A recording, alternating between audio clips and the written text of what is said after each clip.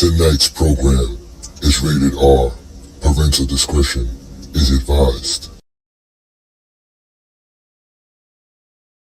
Welcome to Goat James Kingdom. Welcome. I am Ajani the Exposer, and y'all have now been exposed by the Exposer. I appreciate it.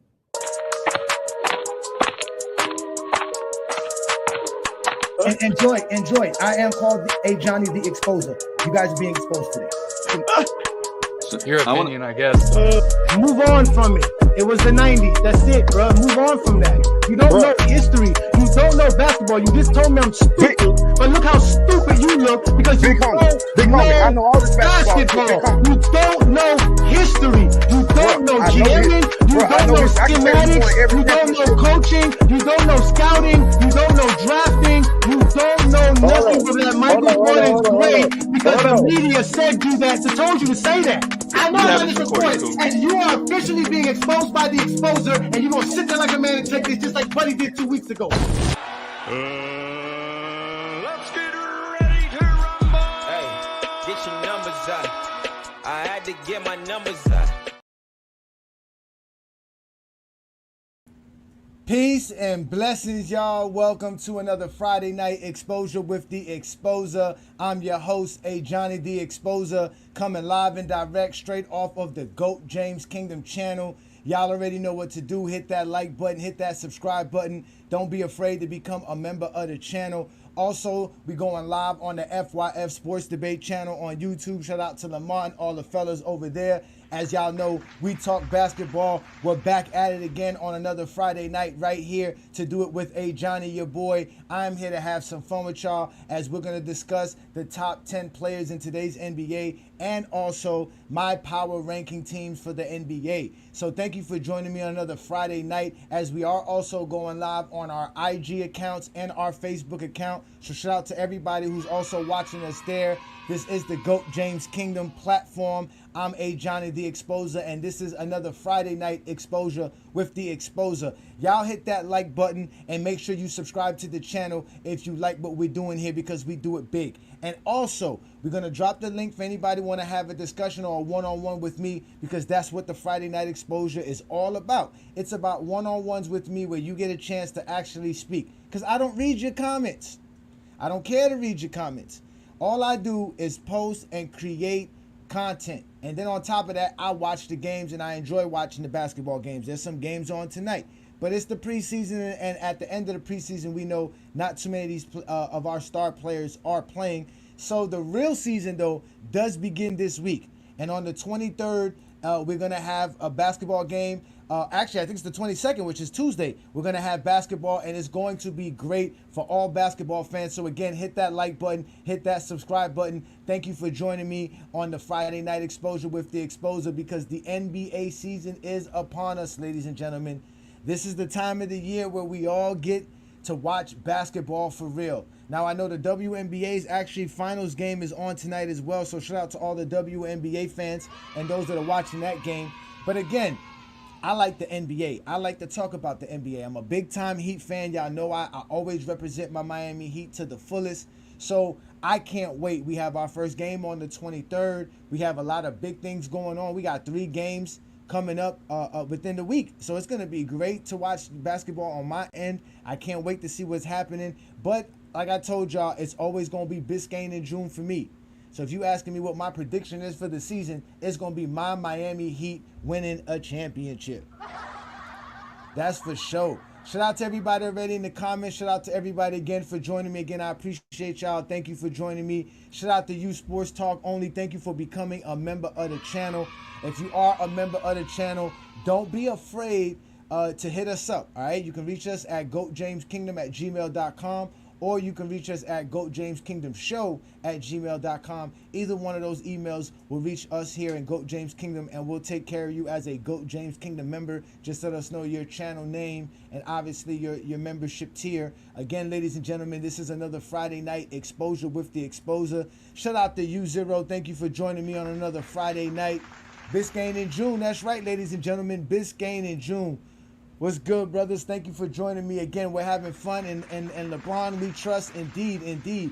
So like I said, today's show, ladies and gentlemen, we're going to be discussing the power rankings of the NBA. It's a big time NBA season. We got so much that's gonna be unraveled and so many things that we can discuss. But tonight I'm going to give you guys my top 10 power ranking teams in the NBA. Right? We're gonna have a great show talking about that. Thank you for joining me. Blessings. Good evening to you as well. Leslie, thank you for joining me. All right, so we're going to have a great show. Y'all share the content, let people know, because we are going live on Facebook and on Instagram, but we're also on Discord, TikTok, Twitter. Again, this is the GOAT James Kingdom channel. I'm Ajani the Exposer. I am here to have fun with you guys on another great Friday night, because it's a Friday night exposure. And it's time to expose people who don't know how to talk the game of basketball. Now, y'all thought that I was just a LeBron fan and all I can do is talk about LeBron James. No. I talk the game of basketball as well. So you're going to be more than welcome to join me here on a Friday night, because I know you're not doing nothing. Ain't like you got a job and you ain't got shit to do. So come join me and have a great conversation with me as we will be discussing the power ranking teams in today's NBA.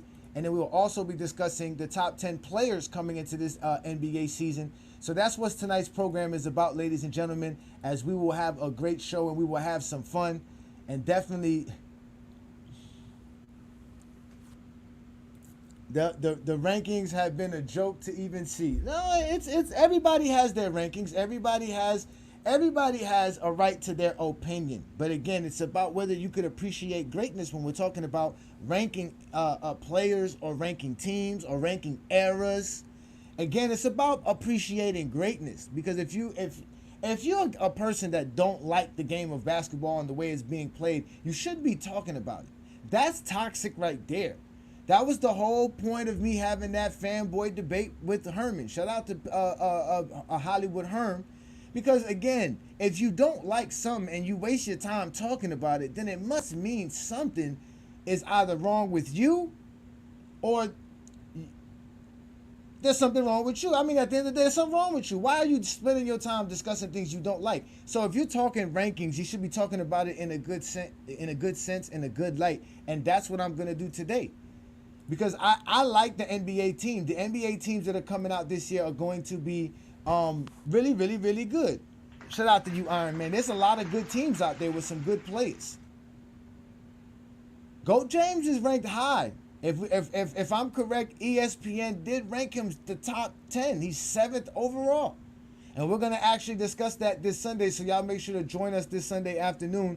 As y'all know, we do the GOAT James Kingdom show live right here on the GOAT James Kingdom platform with B. Lee and Ajani.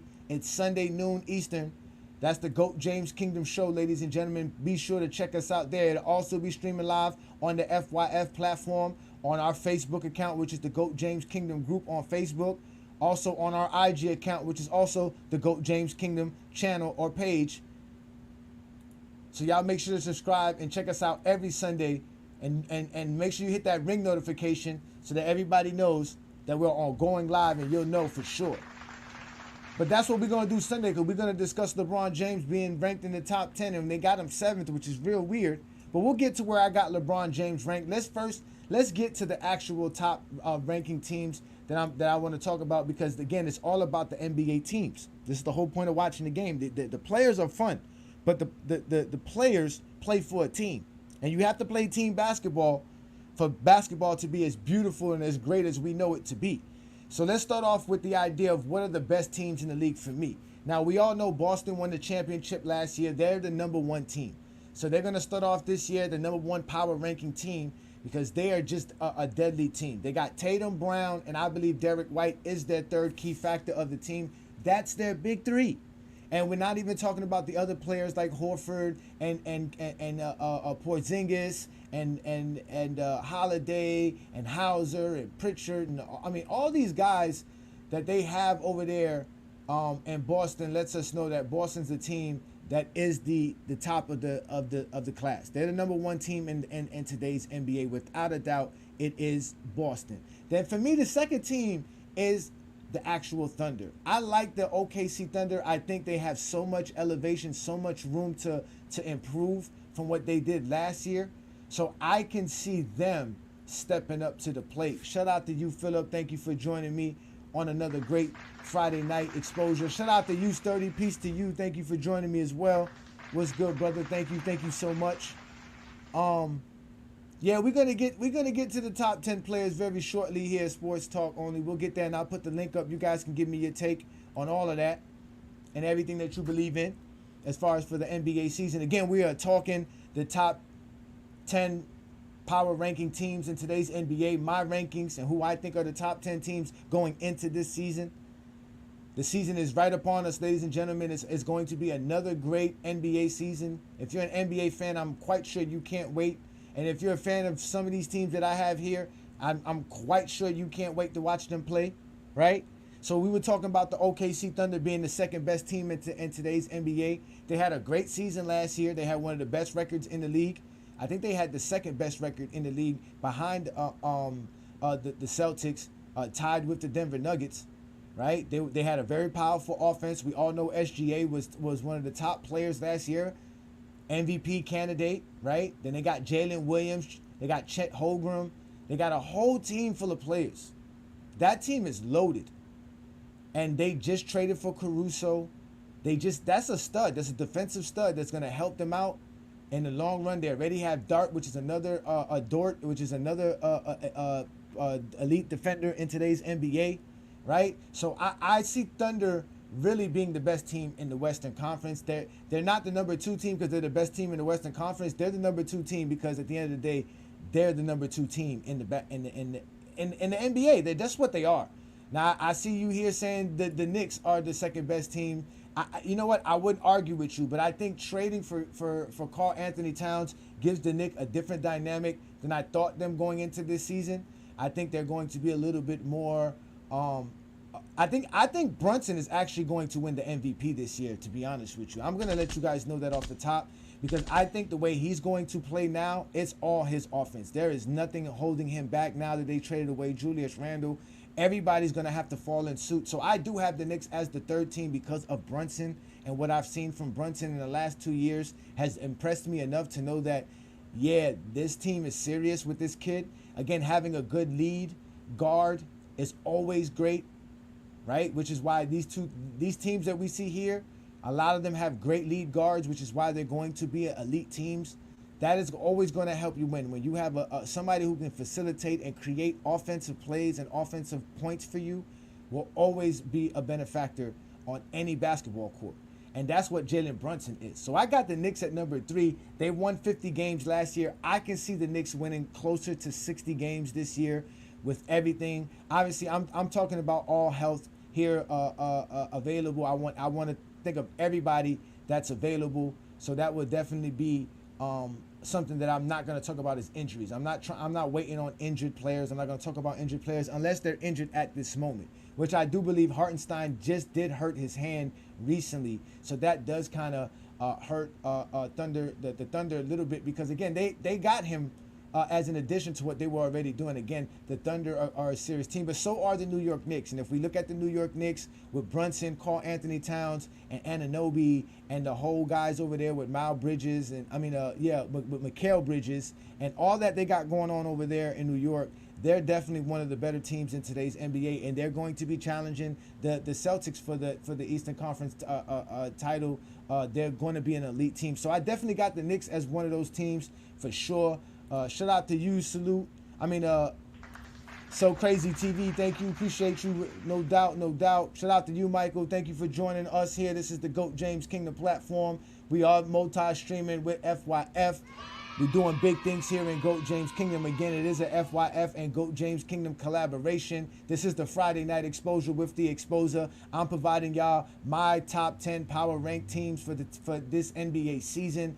And we are talking about the New York Knicks being the third power ranked team in my list and how deadly the New York Knicks are going to be. As sad as I have to admit it, the Knicks are a good team. As a Heat fan, I hate to admit it, but the Knicks are definitely a good team. And then we have the Timberwolves, which I believe definitely toughened up their roster and will have the number 1 defense again in this NBA season. Because again, what they just did by adding Julius Randle, with all, like I said, with everybody being healthy, he gives them another layer of toughness that they already have. So he just made them a tougher ball club as far as defensively. Even on the boards, Julius is a 24-10 guy. And then you got Anthony Edwards, who's also continued to ascend. He just came from playing in the Olympics and the Summer Games. We know most players that get an opportunity to come from the Summer Games come back very energized, very ready, very focused, and their game is always a boost from playing in the Summer Games. So I can see Anthony Edwards doing bigger things this year. We already know Rudy Gobert is a defensive monster, the reigning defensive player of the year. Right, so they have all the factors for them, and they no longer have to worry about the Karl Anthony Towns issues, whether he's the player for them or not. They just cleared out space for Anthony Edwards as them as well. So I like the Timberwolves. To me, these top 4 teams are the teams that are going to really make the push for the championship. Everybody else is going to be having to play better than what we think that they are for them to be in title contention. But in reality, the Celtics, Thunder, Knicks, and the Wolves are the true title contenders. These are the teams that I think a lot of people believe will be in their conference finals. And more than likely, most people have these guys going into the finals. Again, Boston is the team to beat. They are the champions. They are definitely the better team out of all these teams we're talking about, but they can be beaten. Because again, they faced the Dallas Mavericks, which is another team that I have here, which last year I slept on Dallas. I didn't have Dallas making the playoffs in the beginning of the season last year because it was predicated on how they were playing going into the last season prior to that. But they had a great season last year. They won 50 games. You know, they got Luka and Kyrie Irving, and now they add an addition of a Klay Thompson with the progression of players like Lively and all the other guys that they got going on their roster. And if I'm believing correctly, I saw even Dinwiddie playing on that roster as well. So I think the Mavericks are going to win another 50-win season, and I think they're going to win more than 50 games. I believe they're going to be up closer to, just like the Knicks, get up to about the 58 wins, 57 wins, even 60 wins possibly for the Dallas Mavericks. I think Luka is hit his peak, his prime. He is at, I don't know if Luka could get any better. If he does, oh my God, the NBA's in trouble because Luka's already elite and headed to Hall of Fame status if he continues playing the way he's playing. But without a doubt, I like the Mavs and what they're doing and what they're building over there. And obviously, they have a good coach in Jason Kidd. So that's always a bonus as well. When you have a good coach, you have a good structure. You got guys understanding their roles. So, yeah, again, I can see Dallas winning 56, winning 55 games plus easily. I do have them winning more than 50 games. Now, the Denver Nuggets is a special team because I don't have them winning the same amount of games that they won last year. They have a little overhaul. They lost KCP. We know they lost Bruce Brown from the year prior. They were still able to function and manage themselves, but I think Jamal Murray getting his extension allows them some kind of kickback. And I think that, again, they're a good team and they have the best player in the league and they're going to win 50-something games, but I don't have them better than the teams that are listed above them. I just think the Denver Nuggets are just a different team. Adding Westbrook will help them. I do believe Westbrook can help any team with the way he plays the game of basketball. His ability to facilitate, his energy is unmatched. So them having Westbrook, I do believe is going to be great for the Denver Nuggets. So I do see the Denver Nuggets being a team winning 50-something games. I don't see them winning 57 games, but I do see them winning 50-something games and definitely being a threat and obviously being one of the better teams that can either contend with the Wolves or the Thunder in their conference or even beat the Mavs as well. And that's why this is going to be a great season because there's going to be so many great matchups on a night-to-night basis. Now, the Bucks are up here because, again, I believe the Bucks will be a better team than what they were last year. I believe they are going to find a way to settle in with Damian Lillard and Giannis together. I don't think Dame has lost it. I think that you guys have just never really watched Dame Lillard, and you would have known Dame Lillard was never great on defense. And they're going to be better this year, obviously, with having Doc Rivers as their coach. He wasn't their coach to start the year last year, even though they didn't start off the year too bad. But again, I can see them winning more than 50 games. I can see things turning around. We heard Giannis say something weird, which I don't know if he said that or not. Shout out to you, Twin Man. Peace, Twin Man. You didn't miss nothing at all, Twin Man. You have not missed nothing at all. We're here talking the top 10 teams, my top 10 power ranking teams. So we got to number 7. You can see the list. and we can definitely get the link up, and you can have a discussion with me about this. But we're at number 7. We're talking about the Milwaukee Bucks and how they can change things. Again, they have a good big three: Giannis, Dame, Brook Lopez, Portis, Middleton. They have a team. They do have a team. There's a lot of things that they can work on that obviously coaching can fix. We all know Doc Rivers is a good coach. We all know what happens with Doc Rivers is always around the playoff times. So we're not talking playoffs. We're just talking regular season and what the Milwaukee Bucks can be. And as of right now, I have them as a top 10 team. I have them 7th. Then a team that's probably a surprise to most of y'all is the Pacers. I got the Pacers 8th here because I believe the Pacers are also a deadly team. I saw somebody in here asked about the Orlando Magics. And yes, the Orlando Magics is actually a good team, but I don't have them in my top 10 ranking as of yet. I still think they still have to show me a little bit more than what they did last year, but they're definitely a good team. But I do like them. There we go. We got Get Down here in the building. Shout out to you, Get Down. I know you said something about Orlando. I would replace the Pacers and the Heat with Memphis and Orlando. Oh, taking shots at my Miami Heat is not going to bode well on a Friday night exposure, young man. But no, I like the Pacers. I like the Pacers because, again, the Pacers have the best point guard in the game. And when I say point guard, I'm talking about a ball facilitator, a guy that can get your offense going. And Tyrese Halliburton is really the best point guard in today's NBA as we speak right now, predicated off of what he did last year, right? And I know people are going to say things about Luka. Luka is a combo guard to a certain extent. He's a great point guard. I'm not going to take that away from him.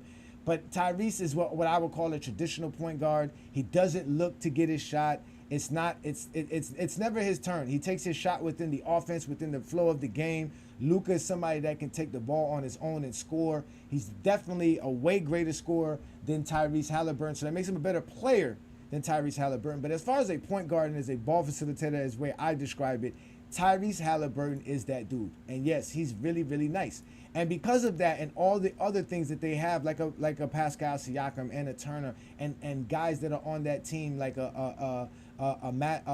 what's his name, Benedict Mathurin and even Todd McCullough and all these things that these guys that they got here, they got a good crew of players. They had the best offense in the league last year. They got Rick Carlisle as a coach, which is a great coach. Right, so they're a great team, and they made a good run in the beginning of the season because, again, they were in the in-season tournament championship, and then they made a great run at the end of the season. But obviously, they went through some injury bugs that couldn't let us foresee anything about them. But again, they won 47 games. A lot of NBA teams that we like won around 49 to 47, 50 games last year. It was very rare that a team was winning above 50 games. I think the only teams that won above 50 games are listed right here anyways. As you can see, a lot of these teams won 47, 48, 49 games. So, a few games more, I see, the Pacers could win a few games more. I don't think they're going to win too much above 50, but I do see them being in the middle of the pack in the Eastern Conference. But I do have them as the 8th best team in the NBA because I like Halliburton and what they're doing over there and what they're building in that core lineup. I know a lot of people are questionable about Turner. He was always in trade rumors and trade talk, but he's a beast as well. He's a great perimeter shooter. He stretches the floor, and they have a whole crew of guys. Siakam is great in transition. Like I said, Tyrese Halliburton is just that dude. I love me a great point guard, and that was what Tyrese Halliburton is. So shout out to the Pacers, and that's another great team. And then we get on to my Miami Heat because, listen, with a full, healthy Miami Heat roster and with Terry Rozier, I think we are a top 10 team in today's NBA. We've always been a good team. We just have not been healthy the last 2 seasons. And we've always shown how good we are when we get to the playoffs. And the regular season has always been a thing that some people say the Miami Heat don't care about. But we do care about it. It's just that we've had some injury bugs. We've had some situations with players being in and out of the lineup, guys leaving the team, in and out of the roster. So now that I think that we have a good core of guys that everybody kind of understands what we need to do going into this season. Everybody seems motivated. This preseason has been great watching my Miami Heat. I've been watching them hustle. They got active hands.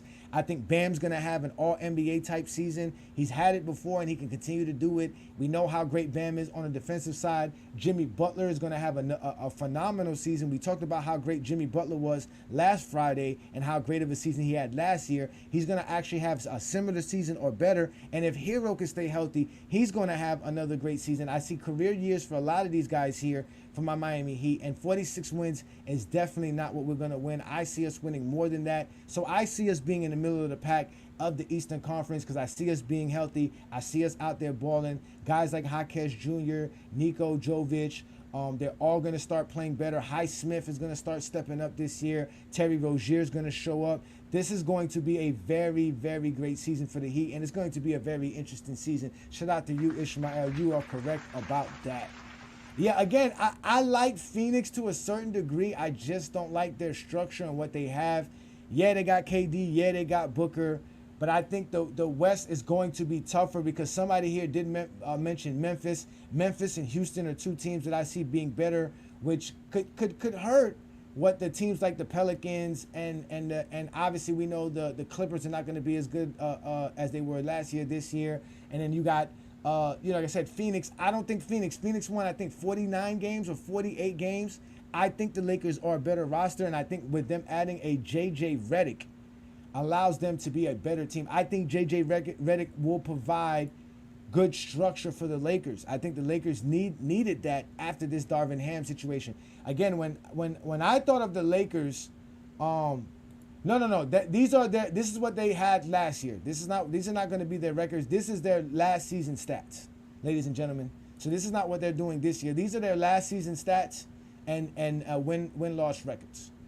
I can't predict what they're going to win, but I do see a lot of these teams winning 50 games. Is going to be a very good NBA season. Very good NBA season. We're going to have a great year as NBA fans. But we're talking about my top 10 power ranking teams. Ladies and gentlemen, again, this is the Friday night exposure with the Exposer. I'm giving y'all a top 10 power ranking team list for the 2024-2025 season. And it's going to be great. We're going to do my top 10 players as well. That's coming up next here, ladies and gentlemen. So please hit that like button, hit that subscribe button. Don't be afraid to check out the membership in GOAT James Kingdom and also FYF Sports Debate. This is where you can talk basketball and talk the game like none other, where you get objective takes and you get a plethora of guys who show up and talk the game like none other. We just had Lamont do a 7-hour stream right before this Friday night exposure. Shout out to Lamont, all the fellas that were up there. Lamont might have drained everybody's takes during that 7-hour stream. But again, ladies and gentlemen, this is what we do here. This is the GOAT James Kingdom platform. I'm Ajani, the Exposer. I'm here to have fun with you on another Friday night exposure with the Exposer. Now, again, teams like Orlando, the Suns, you can probably throw them in the top 10. You can interchange them with the Miami Heat and the Lakers. You can say I'm being a little bit biased, a little bit of a fan, because I do like my Miami Heat, and I do obviously appreciate LeBron James, and I do think that he can help the Lakers be a good team. Again, they were not bad teams last year. 46, 47 wins. Again, a few games more wins. You're in the top of your conference. A few games losing, you're actually out of the play-in. So that's how tight last NBA season was. So imagine how tight this season is going to be. Yeah, I want to put the Rockets in here as well. I really do, but I need to see what they're doing. I think the coach is doing a great job. I can never really say his name. I think his name is Aduke, or whatever his name is. He's done a great job over there. That's a good thing too. I think the Cavs are going to take a step back. I think the Cavs were a good team in the East these last few years because the East was shuffling around with some stuff, especially when you're talking about what Miami Heat and Boston were doing, because those were really the two top teams throughout the East recently. And I think with the rise of Miami, obviously the Knicks, the Pacers, the Bucks, I think the Cavs are going to fall somewhere around the 6 to 7 seed, a play-in team. Because I think they don't have an identity. I think they were trying to build an identity these last 2 years, but they still haven't built that identity. And as great as Donovan Mitchell is, and some of those guys they have over there like Darius Garland and Evan Mobley, and they had some good guys, Jared Allen. They got some good players, but there's still a lot of question marks when we're talking about the Cavaliers. And a lot of that shows when we're talking about, when we see them played in the playoffs these last 2 years.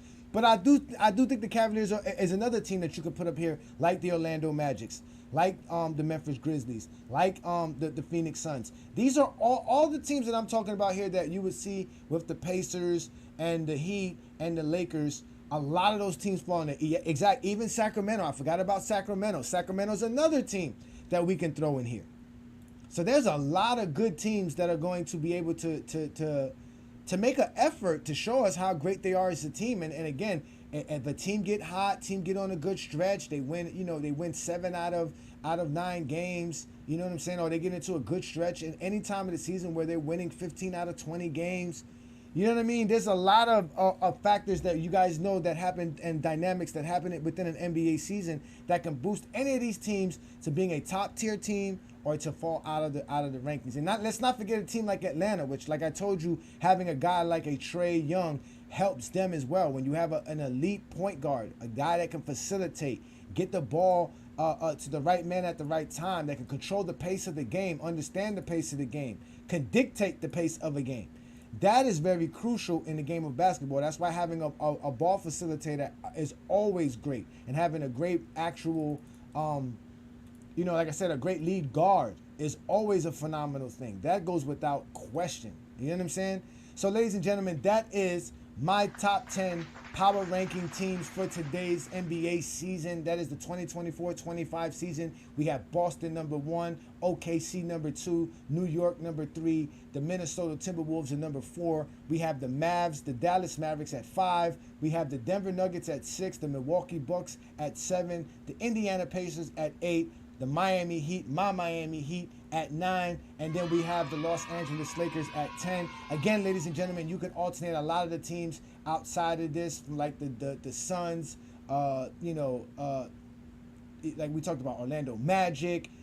There's just so many great teams. The Memphis Grizzlies. There's just so many great teams in today's NBA, which is why this season is going to be a phenomenal season.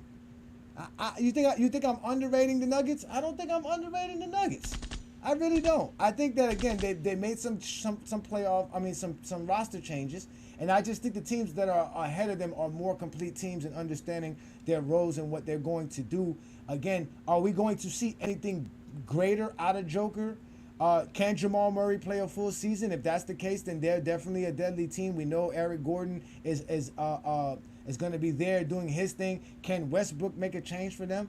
I got them winning about 55, 54 games this year, maybe 53, but I don't see them being as good as they were last year. So I don't think I'm underrating them to a certain degree, but there's definitely room to say that they're one of the better teams in today's NBA, and they can be up there in the top 5. I'm not going to argue with you there. I just think that the Mavs are better and the Wolves are better, and obviously the Thunder in their conference. And that's not too far-fetched, because I believe that was what it was last year as well. No, it wasn't really that last year. The Mavs did not end up being that high. But I think the Mavs are just a better team. Adding Klay Thompson is going to help them out. Another year with some of these players are going to be great.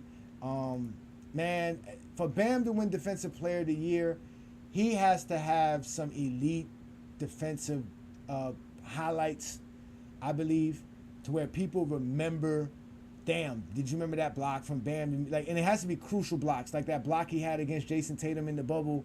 Stuff like that. You know what I'm saying? Like, that would be the type of thing. But, Bam is definitely underrated when we're talking about being one of the best big men in defensive-wise. But, a lot of people are looking up to Wemby, man. A lot of people are saying Wemby is going to have a phenomenal season. And he is another, again, if he is a defensive guy that I think he is, yeah, he more than likely will be Defensive Player of the Year. But I would love Bam to get it, man. If Bam could just get it once, that would be nice for my boy to get that, man. You know what I'm saying? So, so ladies and gentlemen, like I said, that is my top 10 power ranking teams of today's NBA. Again, it is the Friday Night Exposure with the Exposer. Thank you for joining me again on another great Friday night right here on the GOAT James Kingdom platform. I'm Ajani, your host for tonight's program. We are talking the game of basketball like none other. This is what we do best. I'm going to actually put the link up here for you guys very shortly so you can join me and have a conversation with me about the game of basketball. I just gave you guys my top 10 teams of today's NBA power rankings. And again, a lot of that can change depending on the season. season. I'll be doing this again throughout the year. Make sure to join me on a Friday night when games are being played on Friday night. I'll be giving you guys updates and stats on the games that are going on, and obviously throughout the week, because that's what we're here to do. We're here to talk the game of basketball, nothing else. Nothing else. And if Bronny, because I see y'all in the conversations, in the comments asking about Bronny, and if Bronny's on the court and doing some things, we'll talk about Bronny objectively as well. We don't shy from the game of basketball here on the GOAT James Kingdom platform, nor do we do it on FYF, because you guys know, fuck your feelings. That's what it's all about. And for me, it's fuck your opinion. I really don't care what you think. I need you to tell me what you know. So, again, don't ask me who's going to be in the finals, because I keep telling y'all it's going to always be the same answer every beginning of the season. It is Biscayne in June. It'll be the Los Angeles Lakers versus the Miami Heat. That's who's going to be in the NBA finals. Don't ask me no question. The NBA season is upon us, ladies and gentlemen. We are about to have another great NBA season, 2024-2025. A big-time Heat fan right here on the Friday Night Exposure. Your boy Ajani is telling you this right now. It's going to be Biscayne in June. That's where and when we have our parade when we win an NBA championship down here in Miami. So, yes, it's going to be the Miami Heat versus the Los Angeles Lakers in the NBA Finals, and my Miami Heat will win the NBA championship. That's my prediction, ladies and gentlemen. That's my prediction. Don't ask me again until we get to April, all right? How about that? You take that to the bank with you. Don't get mad at me. You should have a team. It's not my fault you don't have a team. You out here only worrying about LeBron James, worrying about the GOAT of basketball, because you don't got a basketball team. So you want to sit here and worry about what happened in LeBron's life every day of your life. You're the pathetic person, not me. I'm worrying about my Miami Heat. I got a team.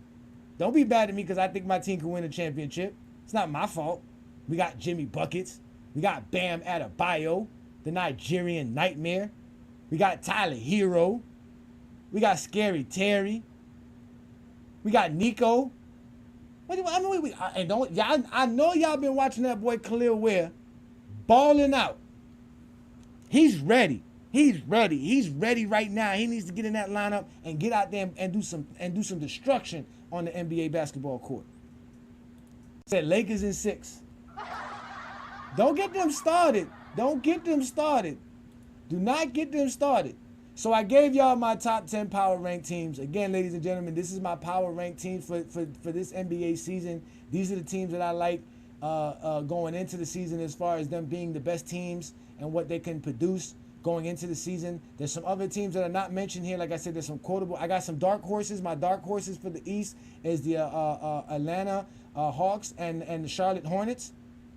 Right? That's my dark horse teams for the East. And then my dark horse teams for the West is obviously the Sacramento Kings and the Memphis Grizzlies. But obviously we know the Suns, the Orlando Magics, the Cleveland Cavaliers. These are all teams that can be in the top 10 rankings as well. These are all great teams. It's going to be another great NBA season. Teams like the Pelicans, we all know these teams could win around 45 to 40, 49, 50 games. And anything can happen during the season to change these teams' actual outcome and results. So we can't wait to see what happens. Tune into the NBA, which begins this Tuesday on the 22nd. Don't be one of those fans that's not able to watch the game talking about, oh, I was at work, or it's football season, some crazy nonsense like that. You better be watching the game of basketball, because that's what we're here to do. Yes, that's right, Khalil Ware. Khalil Ware is going to be a monster. The Heat is going to be good. Again, there's so much to watch in today's NBA. It's going to be great. Even if you don't have a team, you could be like my boy Chilltown. Shout out to you, Chill. He doesn't have a team. You know what I'm saying? I keep throwing him a Heat card. He don't want the Heat card. But he likes basketball players. He likes the game, and he has players that he can't wait to see. He was talking about on his TikTok live today about how he's going to watch more of Scotty Barnes, because people have been asking him about Scotty Barnes. Everybody wants to see what Toronto can do. I don't think Toronto's going to be a threat this year, but Scotty Barnes is a baller. If you weren't about a fantasy team, you should be looking for Scotty Barnes. Scotty Barnes is going to be one of the premier players over there in Toronto. And he might just have a breakout season as well. So shout out to the Toronto Raptors fans and those that are fans of the Toronto Raptors. So let's get on to my top 10 players. Let's do that, and then I'll drop the link for y'all so that y'all can join me, right? So we're going to go with my top 10 players going into this NBA season. Again, ladies and gentlemen, this is the 2024-2025 season. If you're sitting here trying to tell me players like Kevin Durant and Stephen Curry need to be in my top 10, you need to go find you another program.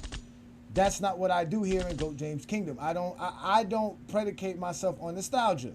And we're not going to have a 2010s nostalgia with players that are no longer the top elite players in today's NBA. So first we're going to start off with Joker. Joker is obviously the best player in today's NBA. Some people might say Giannis is still it, but I think Joker has shown for the last 2 or 3 years with the way he controls the floor, the way he controls the game, all the stuff that he does, the highlights, the big moments, everything that goes along with being a top star and being the best player of the NBA. We all know that is obviously Joker. So I give Joker as the best player in the NBA, but obviously right behind him is Giannis. All right, the Greek Freak has not lost a step. He's actually had a great season last year. As you can see, these are their 2024 season stats from last season. He averaged 30 points, 11 rebounds, and almost 7 assists per game, shooting 60% from the field. Ladies and gentlemen, that is what you call phenomenal. That is what you call elite. That is what you call Hall of Fame status. And without a doubt, Giannis is probably the best player or the second best player in the league. Then we have Luka Doncic. We all know what Luka can do.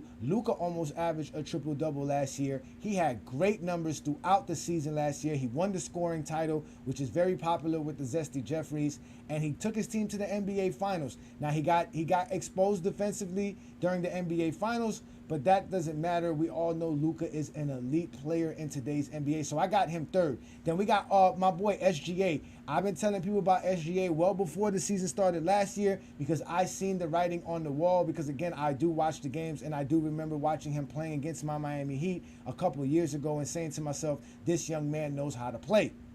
And with the team that he has and what he's capable of doing, he has definitely shown us why he's a top 5 player. And in most people's eyes, he should have been the league MVP for a fact. I told you, yes, don't bring up people like Kevin Durant, who got to go from team to team because he just wants to play basketball. He's not out here dominating the game anymore. I ain't talking about KD and Stephen Curry. They're not top 10 players. Anthony Davis is not a top 10 players in today's NBA. These are the best players in today's NBA right here. These are the top 10 players. Jason Tatum. Now, Jason Tatum is the most funniest thing for me that happened this whole summer. It really is. Because I was always told no one cares about stats but LeBron fans, right? Now, this man wins an NBA championship, right? And his stats is knocking his championship. His stats is knocking his ability to lead his team to an NBA championship and have the best season that he ever had as far as his team's success. It's all knocked because he's not averaging 30-something points per game or because his stats don't look good in the playoffs. The same people who tell us that we should stop worrying about stats are the same people that are knocking somebody who's a champion because of their stats. And then they want to boost Jaylen Brown. Don't get mad at me because I got Jaylen Brown in the top 10. Because when I had Jaylen Brown in the top 10 before last year, y'all were making fun of me. And there's people today that'll tell you he's a top 10 player predicated off of what he did just in the playoffs. But he didn't have a better season this year than he did the year prior. Nor did Jason Tatum. Because, again, they played better team basketball, which requires them to sacrifice a few shots here and there. But what did it lead to? An NBA championship. Jason Tatum is a top 5 player in today's NBA. I saw a video today that said Jason Tatum had more of a bag as a rookie than he does today. And I had to laugh at it. I couldn't believe somebody was sitting here watching highlights of Jason Tatum in his rookie NBA season and was saying that Jason Tatum had more of a bag in his rookie year than he has now. When they don't understand the game. What Mazzulla has done with Boston Celtics offense, people don't get it. He doesn't have to average 30-something points per game for you to recognize how good of a player he is. And he's still a top 5 player in today's NBA. So I got Jason Tatum number 5. That's my top 5 on the top. Now, to start off for the rest of the league, ain't nobody better than the GOAT outside of the top 5 players I mentioned because they're in their prime and this is their era. This is them. LeBron James is the greatest player we ever seen play the game of basketball. He's still the top 10 player. But the only reason he's not where Joker is because he doesn't have the ability. He just doesn't have it yet. He doesn't have it anymore, obviously. But mentally wise, the game has slowed down so much for LeBron James. There's nothing he cannot do on the basketball court. But again, there's so many things he can't do because at the end of the day, he's not the 27, 30-year-old LeBron James that we saw about 10 years ago. But I got LeBron James as the sixth best player. You see what he did last year. He was very efficient. Phenomenal season by him. So I definitely got LeBron James there. Shout out to the GOAT. And that's facts, y'all. If you don't like it, hit that link. Jaylen Brown. Jaylen Brown has not changed. I've had Jaylen Brown number 7 before the season started last year. I got him number 7 still this year because he just hasn't leaped any one of these guys. So at the end of the day, the Jaylen Brown that I know and I've seen and I've been paying attention to for the last several years, trust me, he's a top 10 player. And I've told you guys this. This dude is a beast, man. This dude is a monster on the basketball court. He plays both sides of the ball. He's a two-way player. He's an elite defender and an elite basketball player. He can shoot. He can get to the rim. He can do a lot of things. He can go left. The man is a monster. And he's played the game of basketball like you're supposed to play it. He understands he has a Jason Tatum. He understands he has the guys on his roster and where he fits in and how he fits in. That's why Boston has been a successful team for several years now. And he's one of those dudes. He's one of the reasons why. Then I have Donovan Mitchell. Now, Donovan Mitchell, you know what I'm saying, has been, in the trade rumors a lot. There's a lot of stuff going on with him, but Donovan Mitchell is an elite basketball player. And he had a phenomenal season last year. He's also a two-way player who plays both sides of the ball. He's a dog, and he's very tough. He has an outside shot. He can get to the rim. A lot of people compare his game to Dwayne Wade because he's very tough. He has a very fast first step.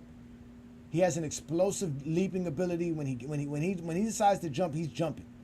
And he definitely has proven himself to be a top 10 player in today's NBA. So shout out to the Cavaliers fans because they do got a true stud in him. I think they need to really focus on making sure he gets those possessions and basically the looks that he deserves because they need him for them to get over that hump. I think all those other guys just got to fall in line. It's really going to be predicated on how good Donovan Mitchell is and how he steps up on a night-to-night basis, which we've seen him do because he had a great season last year, and I see him continuing that going into the next season. Then we have, obviously, Ant-Man. We don't know what to say about Ant-Man because Ant-Man one day is Michael Jordan's son, the next day he's not. Depending on what he says in the media. There you go. Where you got Curry? I got Curry somewhere like 12th or 13th, man. 14th, somewhere around there, man. That's where Curry's at, man. He's out my top 10. Just know that. He's out of my top 10. He's lucky he's in my top 15. He's not better than these dudes right now, man. Stephen Curry. Let's see where Stephen Curry can get his team at this year. I want to see all that gravity talk about Stephen Curry this year. Because he still got some good dudes over there. They got Buddy Hield. They got Kuminga. They got Draymond Green. They got a roster. I'm tired of this Stephen Curry talk, man. Y'all love some Stephen Curry. But we're going to see what Stephen Curry can do because the East is a beast. And there's a lot of good guards in today's NBA. Stephen Curry's going to have to step up if he really wants to be in this top 10 and show us why he is, y'all think that he is who he is. Because he just won a championship 2 years ago. There was no reason why they couldn't make the playoffs last year or the play-in last year. Are you serious? Nah, I don't got them doing it. I got them winning about 40 games. I don't got them making the playoffs. I don't. Yeah, I appreciate Stephen Curry. He's a great player. He's one of the greats. He's definitely headed to being in my top 20. He's not in my top 20 as we speak right now. The Celtics wouldn't agree with me. That's fine. That was 2 years ago. What's good, SB? Shout out to you. Y'all make sure to check out SB Talk Sports. Again, real takes over fake debates. They do a great job, him and Sean over there. They probably just got off of their live. Thank you for joining me on a Friday night exposure with the Exposer. We're talking to my top 10 ranking teams and top 10 ranked players. We're doing here. We got to Ant-Man. He's number 9. Ant-Man, to me, Ant-Man right here, Jalen Brunson and SGA are the only players I see here that have an ability to take another leap to another level in their play, in their game, in their production. And I see Ant-Man, like I said, coming off of the Summer Games, coming out of the Olympics, watching LeBron James, watching Stephen Curry, watching his idol Kevin Durant every day, how they work on their games, how they work on their craft, what they do on a day-to-day basis is only going to help him. He's a self-motivated young man. He doesn't need that much motivation in general, but he'll find motivation such as watching his the greats of the greats that y'all talk about, Stephon Curry, KD, guys that y'all say is top 10. He got a chance to be with them over the summer. He got a chance to be around Jason Tatum and see what it is to be a champion. So I see Anthony Edwards taking a good leap this year. Again, I don't think he's going to average more than what he's averaging now. I can see him averaging about 27 points per game, but I can see him being more efficient, being more smart, wise, taking his time, learning how to dictate his pace and what he needs to do to the game. He's already an elite defender. I've been telling people this about him for the last 2 years. He's been an elite defender, and I like him. I like him in the top 10. I had him in my top 10 last year before everybody else started gawking on the young man. Pause. But again, y'all don't watch the games like I do. I remember him jumping over Gabe Vincent a couple of years ago, and that's when I caught the attention of Anthony Edwards. And then we have Jalen Brunson. Now, Jalen Brunson, to me, y'all, I'm not going to lie, I think Jalen Brunson is going to be the league MVP this year. I think the Knicks are going to win a lot of games, and I think his play will be a part of it. And I think he's going to win the MVP based off of it. I think he's going to average over 30 points per game. He is going to light the NBA up. There is nothing holding Jalen Brunson back. No more. They got rid of Julius Randle. Now everything in New York, they built everything in New York for this young man. And they did a good job because he's tough. He's you know what I'm saying? He has some thick skin. He is perfect for the city of New York. He is perfect for the city of New York. And they love him in New York, and he is going to show out. So I got Jalen Brunson in the top 10. I know a lot of people don't think Jalen Brunson is that dude, but again, when they lost Julius Randle last year and throughout the playoffs, Jalen Brunson averaged over 30 points per game, and he was still efficient at it. He was lighting up the NBA for over 3 months straight with a hurt lineup, and I mean lighting up the NBA. And I think now that they gave him everything that he needs, there's nothing holding him back. The team is predicated on him. So I see Jalen Brunson winning the MVP because I see the Knicks having a great record, and I see Jalen Brunson also having a great season on top of that statistically. And that's what it takes to be an MVP, is to have an elite statistical season with having one of the best teams when we're talking about winning. Jalen Brunson can win MVP. He was in the running this year. I don't know why you guys are so quick to go in on people's take. Let me bring up Ace 30. What up, Ace 30? Thank you for joining me here, brother. It is crazy how quick people will love to go in on other people's take, and they don't have a take of their own. They're just a bunch of haters.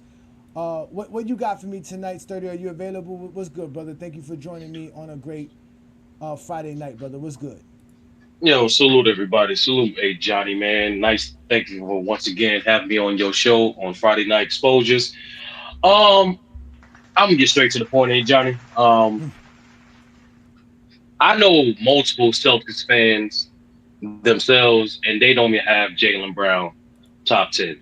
As a matter of fact, Why not? having many conversations with you and a lot of objective basketball minds, people who know and watch the game, understand that one, team accomplishment has nothing to do with individual rankings, right?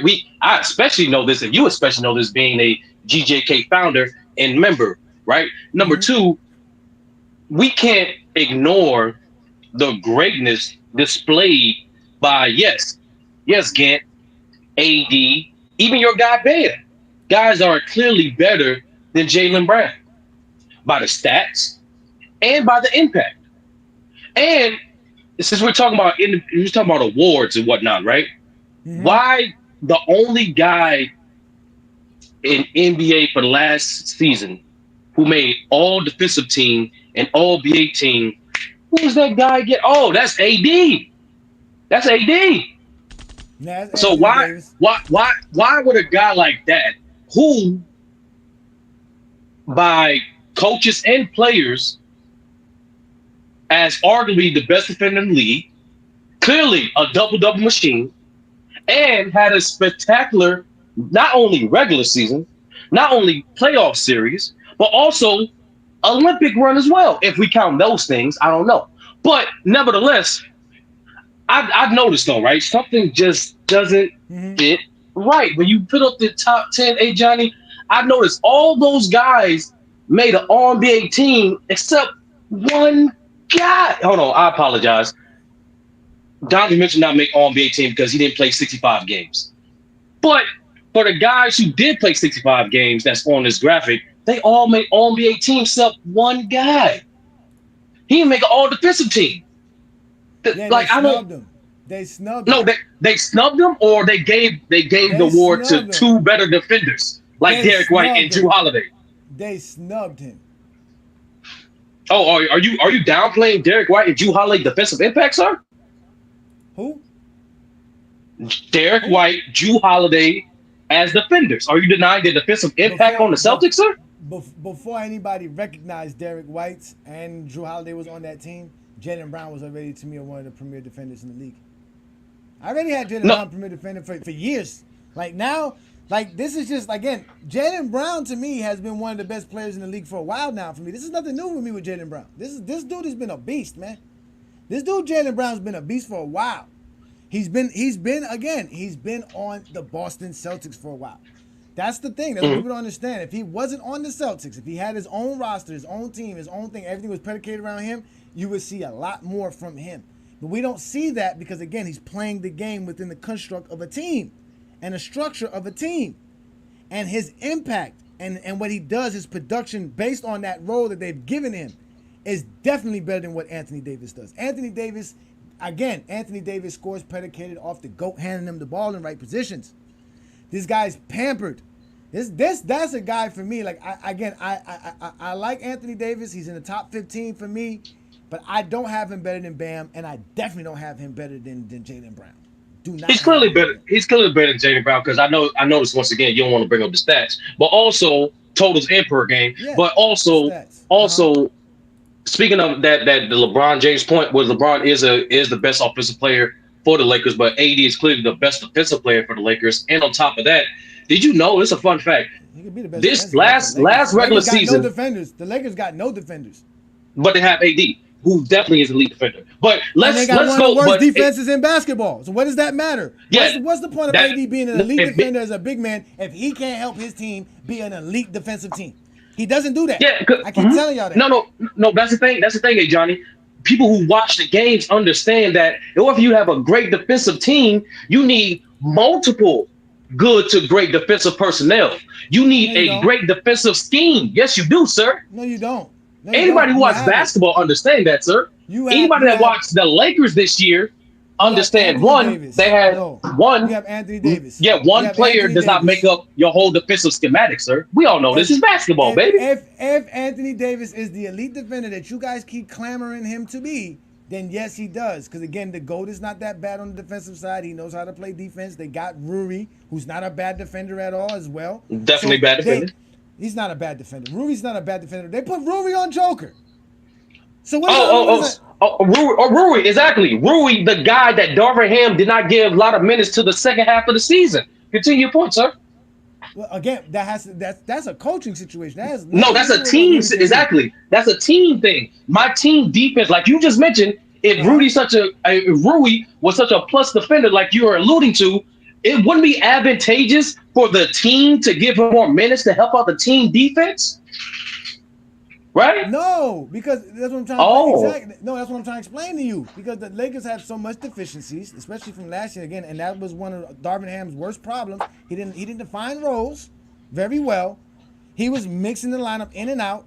But at the end of the day, they didn't have an elite defensive team. It didn't matter if you put Rui or not on the floor. If Anthony Davis is playing your 30-something minutes on the floor, the Lakers should have a better defense. That's it. They don't, because Anthony Davis only blocks shots. He doesn't do nothing else. He doesn't defend the lanes. He doesn't defend the driving lanes. He doesn't change the perspective of what a team has to do on the offensive side of the basketball court. Ain't nobody sitting around here saying, oh, we can't do this because Anthony Davis is here. All they're saying is when you get to the lane, you'll see an Anthony Davis. That's it.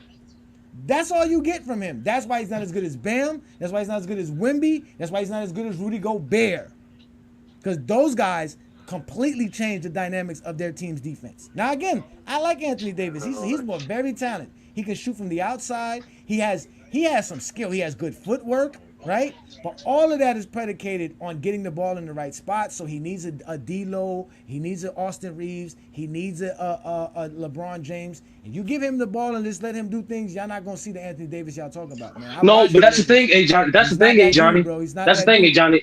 AD, like I said earlier, he's just during the games that LeBron was not only off the floor, but also that he didn't play. AD was just efficient. He was from field goal and EFG and true shooting, your favorite.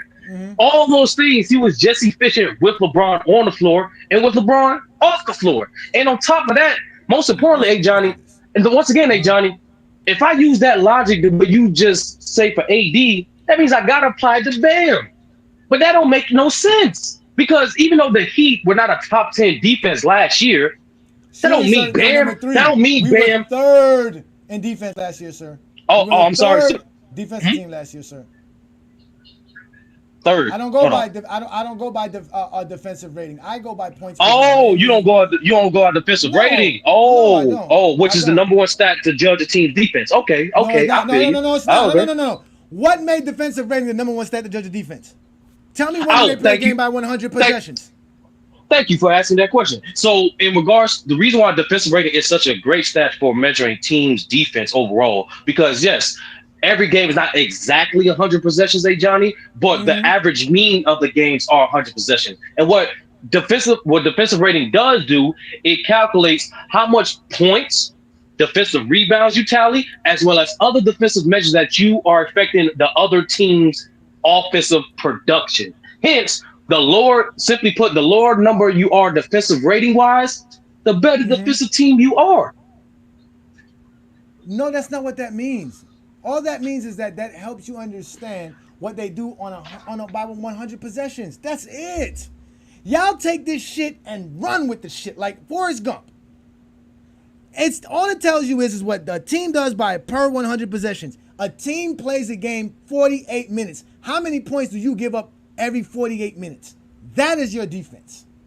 That is what I do. I give up 100 points per game. I give up 103 points per game. I give up 110 points per game. That's the defense.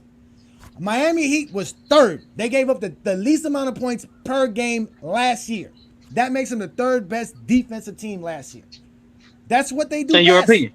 That's what the stats say. Not some arbitrary calculation from some stat nerd that was born in 1981. Used by coaches today. Continue. It's not used by coaches today. Nobody uses that stuff. Nobody uses that stuff. A team is predicated on how many points per game. A coach is going to say this team gives up this amount of points per game. The possessions don't matter. If I got over 100 possessions, I don't care. I don't care. If I get 100, Johnny, that's not true. For example, possessions does matter, Johnny. For example, that's why a thing like defensive rebounding is so pivotal to any defensive possession, because if you don't secure that the possession for your team, what are you doing, Johnny? You're giving the offensive team another chance to do what? Score. Okay, and possessions definitely matter in regards to defense, Johnny. You know this. But again, that matters in the sense of a 48-minute game. How many defensive rebounds do you get within a 48-minute game? Not within 100 possessions. But here's the thing. Nerd talk, just for people who can't accept the stats. No, it's not nerd talk, because when I watch the games, Johnny, Bam is an elite defender. AD is an elite defender. Because, one, their defensive scheme that Spo and Darvin Ham directly revolves around them, funneling guys to them, be able to get advantageous matchups towards them. Second thing is, too, both guys are elite in defending pick and roll. Both guys are elite in defending the post. Both guys are elite at providing weak side help. Bam is clearly elite. It's easily the best perimeter defending big in the league.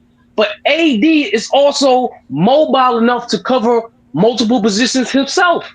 So at the end of the day, Johnny, when we watch these games, we understand the nature of basketball. Even going by box score statistics, those guys are clearly better than Jaylen Brown. Clearly. Nah, man. Y'all got to show me how they're better than Jaylen Brown, bro. All the stuff that Jaylen Brown does, his defensive side. Hey It's John, you point seen what Bam scoring. do? I ain't gotta explain you what Bam does. You seen and you No, know I know. exactly You what said Bam you does. said you said You it's know because it's exactly what Spoelstra. AD does. You said because it's Spoelstra. And in That's fact, not what I said. No, I I'm said, looking I at. said, I said, I Uh said, Spo and Darvin Ham huh. designed their defense around Bam and AD, as you should, because they're your best defenders on their team. No, no, you do that because they are elite defenders. See, with the Heat, we're not sitting here talking about, well, Oh, no, wait, we're not sitting here talking about, oh, well, they got Duncan Robinson, Tyler Hero, and yeah, I ain't Goran talking about those Dragic. guys. I'm not No, talking about those guys. but these are the guys that are making that Bam are making elite defenders. These are the guys that are able to play defense because what Bam could do. Because Uh Bam huh. doesn't just because Bam doesn't just protect the rim. He protects No. everything. He protects you as my wing guy. I got your back. I can help you. Funnel him this way. You can't do that with Anthony Davis because Anthony Davis is only going to block the shot. He's not going to stop the guy from making the pass. He's not going to stop he's not going to put himself in the right position to stop everything that's going on offensively. All he's going to do is stop that guy from making a layup. But that guy's still going See, to be able see, to go off. Hey Johnny, That here's team the is still thing, going to brother. go off, man. Again, Miami Heat was fifth in defensive rating, okay? The They were Lakers were 12. sixth. No, they were fifth. I'm looking at it Are right you looking now, at the brother. playoffs or the regular season? I can drop Why? the link for He you, brother. said, "Now, why are you going to the playoffs? We're talking about the regular Regular season, the season, playoff yes, for season." the 2024, for the 2023-4 regular season, the Miami Heat. Oh no, I apologize, sir. They were fifth, not third. I Yes, apologize. they were fifth. That's what I'm saying. They were the fifth best defense. The number one team was Minnesota with 109. Then it was Orlando Magic at 111. You're never going to sit here and tell me Orlando Magic got one of the best defenses in basketball. Then you Why have not? Boston Celtics is right behind them. Then you have OKC. Then it's Miami. Then it's Cleveland, Pelicans, Nuggets, and Houston Rockets and New York. That tops off the top 10 teams by defensive rating. If we go by points per game, which is what I go by for defensive rating, you have the Minnesota Timberwolves, the New York Knicks, the Heat, the Orlando Magic, the Boston Celtics, the Denver Nuggets, the Cleveland Cavaliers, the Pelicans, the Sixers, and then you have the Clippers. These are the teams that give the least amount of points per game. The Nuggets give up, the Timberwolves give up 106 points per game. The Knicks give up 108. The Heat give up 108. Orlando gives up 108. Hey Johnny, That's the hey most Johnny. You important got to part right get there. with the times. Hey Johnny, we done I with the can't. 1900s. I can't. The My job is to expose 1900s, that. no, the 1900s judged teams defensive like that. In today's game, hey Johnny, Uh-huh. with the amount of access we have to the games and the data, you can't just relegate it to just points allowed. No, Yeah, that's a no. 1900s mentality, brother. This is Nah. 2024. Here we This go. Even here. 2024, brother. Lakers, 23rd defense. They gave up 117 points per game. Now, if we really, this is what I like to do too, because field goal percentage matters as well. And field goal percentage, the Lakers were bottom tier. Which is part of They were defensive rating. they were 16. They were 16th. They gave up 47% of their shots. Then you have the Miami Heat, which was top 10. Just a little bit lower than the Lakers, they're about 46.7%, but they were top 10 in opponents' field goal percentage. Another thing that I like to talk about is pace of the game, because that's another thing too that controls the game, the pace of the game. The possessions, I agree. The Lakers were one of the highly paced teams in the NBA. They Due had to their over offense. they had over 100 possessions, right? They had over 100 possessions. Miami Heat were one of the worst. They had one of the least. Them and the Knicks were the two lowest for the NBA. But at the end of the day, the way you control the game of basketball is the important thing. So that's what I'm trying to say. The Heat within themselves don't even play 100 possessions per game, and you wanna rank them by that particular stat. That's Hey crazy. Johnny, hey Johnny, here's the thing, brother. I sent you multiple clips of showing you in your Discord. Don't make me Mm-hmm. show the people the proof, which you clearly blatantly ignored of the film of AD's impact of other places besides the paint. But let's stick with Mm-hmm. Bam, right? Mm-hmm. Bam, who you just alluded to, Bam don't have that luxury like Jalen Brown. Jimmy Butler wasn't there for majority of the season. Bam don't have a Drew Holiday. Bam don't have a Derek White. Bam don't Mm-hmm. have a Kristaps Porzingis, a Al Horford, and a Jason Tatum to help his team defensively. So why would I not assume Bam's impact is greater than Jaylen Brown, which is proven through the team stats, which you just pointed out, was proven through the situation, which you just highlighted, and the something that you won't show the people, which I don't know why. Bam clearly have the better stats as well. Bam stats are the double. It's 25 points per game, 11 rebounds, right? That's what you got him at, right? Because that's what I just looked up his numbers here. So Anthony Davis was 25 With points elite per game, defense. With right? elite defense. My bad. 25, 12, and 2.5 blocks per game on 55% shooting from the field and 81% shooting from the 81% shooting from the free throw line. Again, he's what is he? Is he the premier player on the Lakers or the second best player on the Lakers? What is he? But tell me that, Ster. Let's start there. Does he have the same role as Jaylen Brown? Is he the definite number 2 on the Lakers, or is he the number 1 on the Lakers? He's the number 2 scoring option for the Lakers, but he's the best defensive player on the Lakers. I told you that earlier, Johnny. Who took more shots, him or LeBron? Who takes more shots, him or LeBron? I think AD this year took more shots. So I would consider it's AD's team. It's got to be AD's team. That's what. So no, now you want me to believe that AD is better than Jaylen Brown. And he can't even be better than LeBron at 39-40. But you have Jaylen Brown. You have LeBron better than Jaylen Brown. So what does that mean? I know, but I got Jaylen Brown right next to LeBron though. I don't have AD next to LeBron. But no, better. Exactly, better than Jaylen Brown. Because Jaylen Brown's better than Anthony Davis. No, clearly the numbers don't say that. The film don't show that. The defense that you don't want to give him credit for, right? Like in the finals, since you want to bring up the playoffs.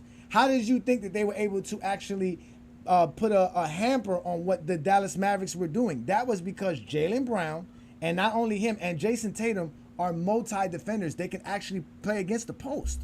So you can't do that. That little screen and roll that they kept doing with Gafford and Lively didn't work anymore. Because they can easily switch Jason Tatum or Jaylen Brown in any one of those scenarios. So it made it hard for Dallas to get into their offense because when they were switching, they were elite defenders. So if I put Brown on Gafford gives the screen so he can get Brown on him. Brown's going to guard, on the perimeter easily. And he's going to be able to stick Gafford in the post because we know there's not too many players in today's NBA that's great in the post. So at the end of the day, Jaylen Brown can play that. He can do both of those things. That's what makes him an elite defender. Like, that's what you guys don't see them doing. Drew Holiday's not doing that. As great of a defender Drew Holiday is, he's in the perimeter. Who made all defensive team. He made all defensive team. He's going to make all defensive team. But Jaylen Brown gets a lot of hate. Jaylen Brown gets a lot of, I don't understand it. He was all NBA just the year before. Why couldn't he make it this year? They put who? They didn't put Kawhi Leonard on there? Kawhi Leonard? No, all defensive team was positionless. And guess what? Jaylen Brown wasn't good enough to make it. But Bam and AD did. Bam and AD did. He should have made it. Again, I over who? Right now. Let me tell you this right now. Anthony Edwards, SGA, Jaylen Brown has all been snubbed for the all-defensive team the last couple of years. I think you need to refresh your memory on who made that team last year, Johnny. Caruso coming off the bench. I thought you, as a GOAT James fan, understand the importance of Alex Caruso. No, I don't. Understand not to the level of making him an all-defensive player, an all-league defender. He's not Michael Cooper. Get out of here. He's not that dude. He's good. Johnny, Again, I don't know what these. Again, they should have never gave the media defensive selections. They should have left it with the coaches. They should have never gave it to the media. They don't know these guys don't watch the games. They should have left it with the coaches. Those guys who are voting for the all-defensive team are messing up the all-defensive selected teams. They're messing up the all-defensive team. They really are. But the media voted for the all-NBA teams too. But that's a different criteria, different scenario. We're talking about the all-defensive team. For over 30 years, the NBA allowed it to be voted by the coaches. But because the media wouldn't vote LeBron James as Defensive Player of the Year and voted for somebody that none of the coaches thought was an all-time league defender, they changed the rules. And they gave it to the media. And they say, now y'all can vote. And since then, it's been a fucking debacle. It's been a debacle. They're not giving. They don't want to give credit to two-way players. Well, they clearly did. They clearly did. I don't think Herb Jones is a better defender than some of these guys that I'm mentioning. These guys are elite defenders, man. They play elite defense. Hey, Johnny, I answer this question honestly. How many games you watched last year of the Bulls and the Pelicans? Not too much of the Bulls. I can tell you that. But I did watch a lot of Pelican games. I watched. I'm not gonna cap. I watched full games. When I say a lot, it's like 5 games. Come on, Ajani. Come on, man. Come on, man. How many games are y'all watching of these teams? Like, I mean, I'm not, 5 games of a team that I don't really pay attention to. There's a lot of games to watch. That's what I'm saying. Like, I'm talking about taking my time out and say, okay, the Pelicans are on right now. That the Pelican game is on. Like, there's no Heat game on. There's no Knick game on. There's no Laker game on. Because guess what? Remember, if there's a Heat game on, I'm watching that first. Then if that's not on, if the Knicks are on, guess what? I have no choice but to watch the Knicks because I'm watching it with my wife. Then if those two teams are not playing and the Lakers are playing, I'm watching the Lakers. You got a league pass? Hey, I got a league pass. Johnny, you missing out on good talent around the league. Just you said it yourself. The NBA has never been this talented as you put before. You're missing out on some good talent, brother. I'm just telling you now. I know. Hey, that's why I gotta watch. That's why I gotta watch the games. Like, so where exactly do you have Anthony Davis? 15. You got Anthony Davis at 15. I got Curry. I got Curry and KD ahead of them. Wow. You see the disrespect? I know, but I know why Johnny's doing that. You know what I'm saying? It's an ulterior motive behind it. I ain't got it. I'm a LeBron fan, right? I ain't got to express it. Me and you a politician. You know, I don't know if Sturdy catching on, but you know, I can see the play clear as day because you talking about. I get upset watching the Lakers, Peter. Trust me. You talking about Anthony Davis like he Clint Capella, dog. Like you very disrespectful, bro. Yeah, you talk about the man like he Clint Capella. You know what I'm saying? It's really saying Anthony Davis is top 15. Is that really that? You very disrespectful, bro. And then I heard you earlier say AD get his points from being spoon fed by LeBron. I'm like, oh man, that's so nasty, bro. That is so disgusting, man. I gotta bring up the numbers. See, I don't be wanting to go in on LeBron like that because I know y'all get sensitive, bro. But I see why people hate this man so much because y'all engage in some disgusting behavior, bro. It is vomitous what you're doing, brother. It's disgusting, bro. Why? Because he's the GOAT? Let me ask you a question. Was AD a 28-12 guy before LeBron? Yes or no? I don't know what AD was doing before. Was he 28-12? Was he? Wow. I'm being real. I know he had a great. Oh wait, I know he had a great 20. Wait, listen. I know he had a great 2018 season, but I don't know his numbers from 2018. And this is That's why. What I'm saying. If you an NBA player and you care any at all about your own legacy, and you link up with LeBron, you are a sucker. Like Dwayne Wade, if you're out there listening to me.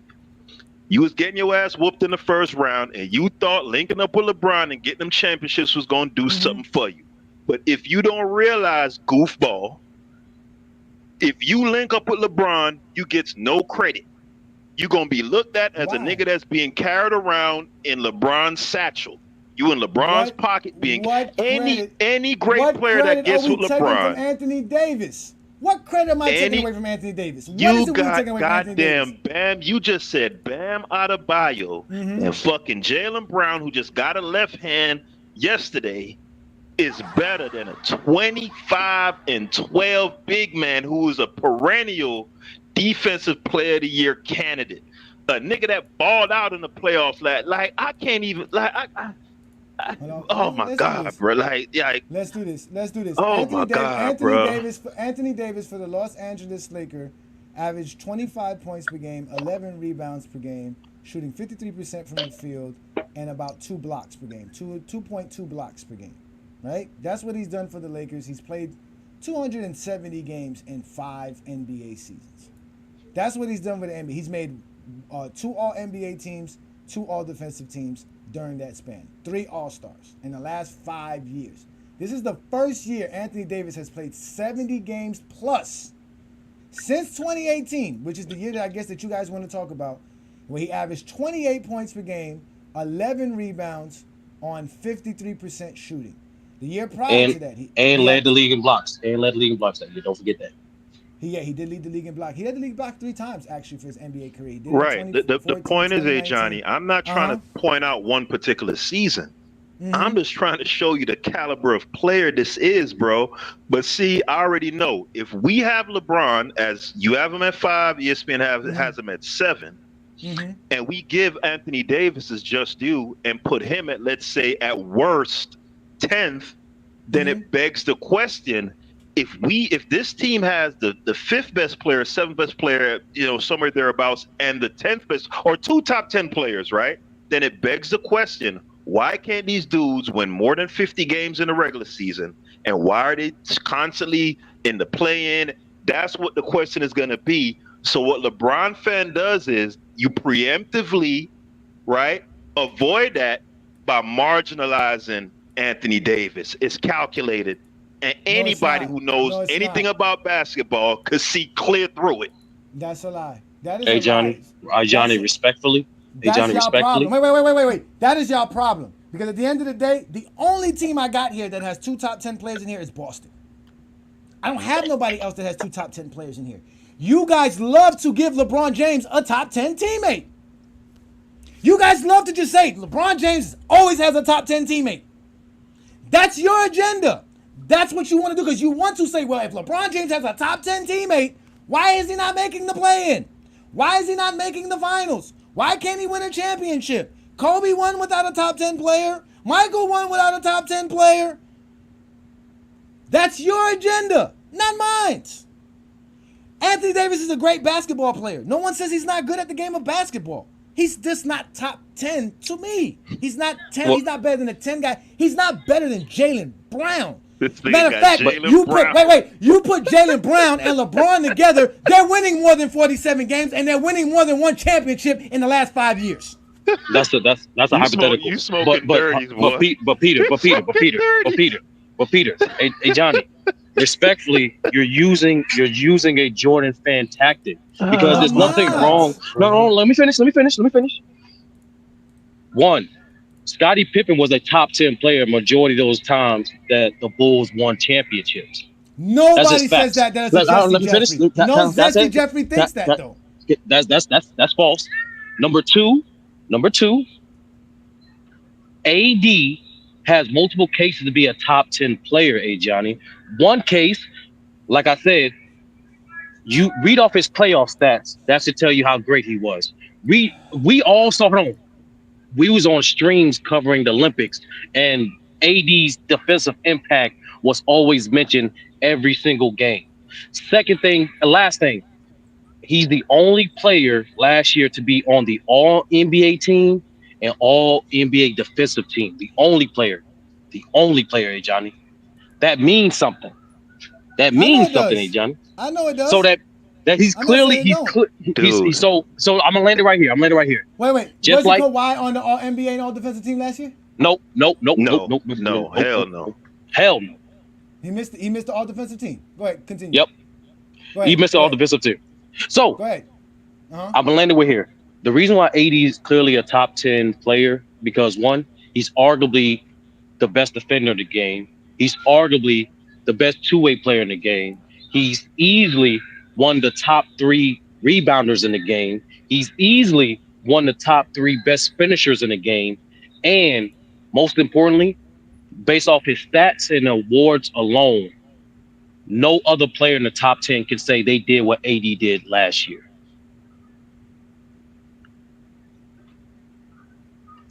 That's it. Yeah, it's really not up for debate, man. It really isn't. Like the fact that we sitting here, like the fact that we sitting here, like trying to argue that AD is better than Jaylen Brown or Jalen Brunson. I feel like I'm in the goddamn Twilight Zone or some shit. Like this can't be real life right now. They are all more productive and make their teams better from what I see on a night-to-night basis. I watch Jalen Brunson just as much as I watch. What does the stats say? What does the stats say, Johnny? Please compare the stats. Okay, I can tell you what the stats say. I can tell you that the Lakers have no other rebounder but Anthony Davis. The Lakers have no other scorer but Anthony Davis. That's what Anthony Davis is doing. He's getting scrubbed stats. Just like fucking Kevin Love was doing when he was in Minnesota. What is LeBron getting? LeBron's not getting LeBron's scrub stats. stats. LeBron's not getting scrub stats. LeBron James is an actual facilitator. He creates. Anthony Davis don't create his own shots. 66% of Anthony. Wait.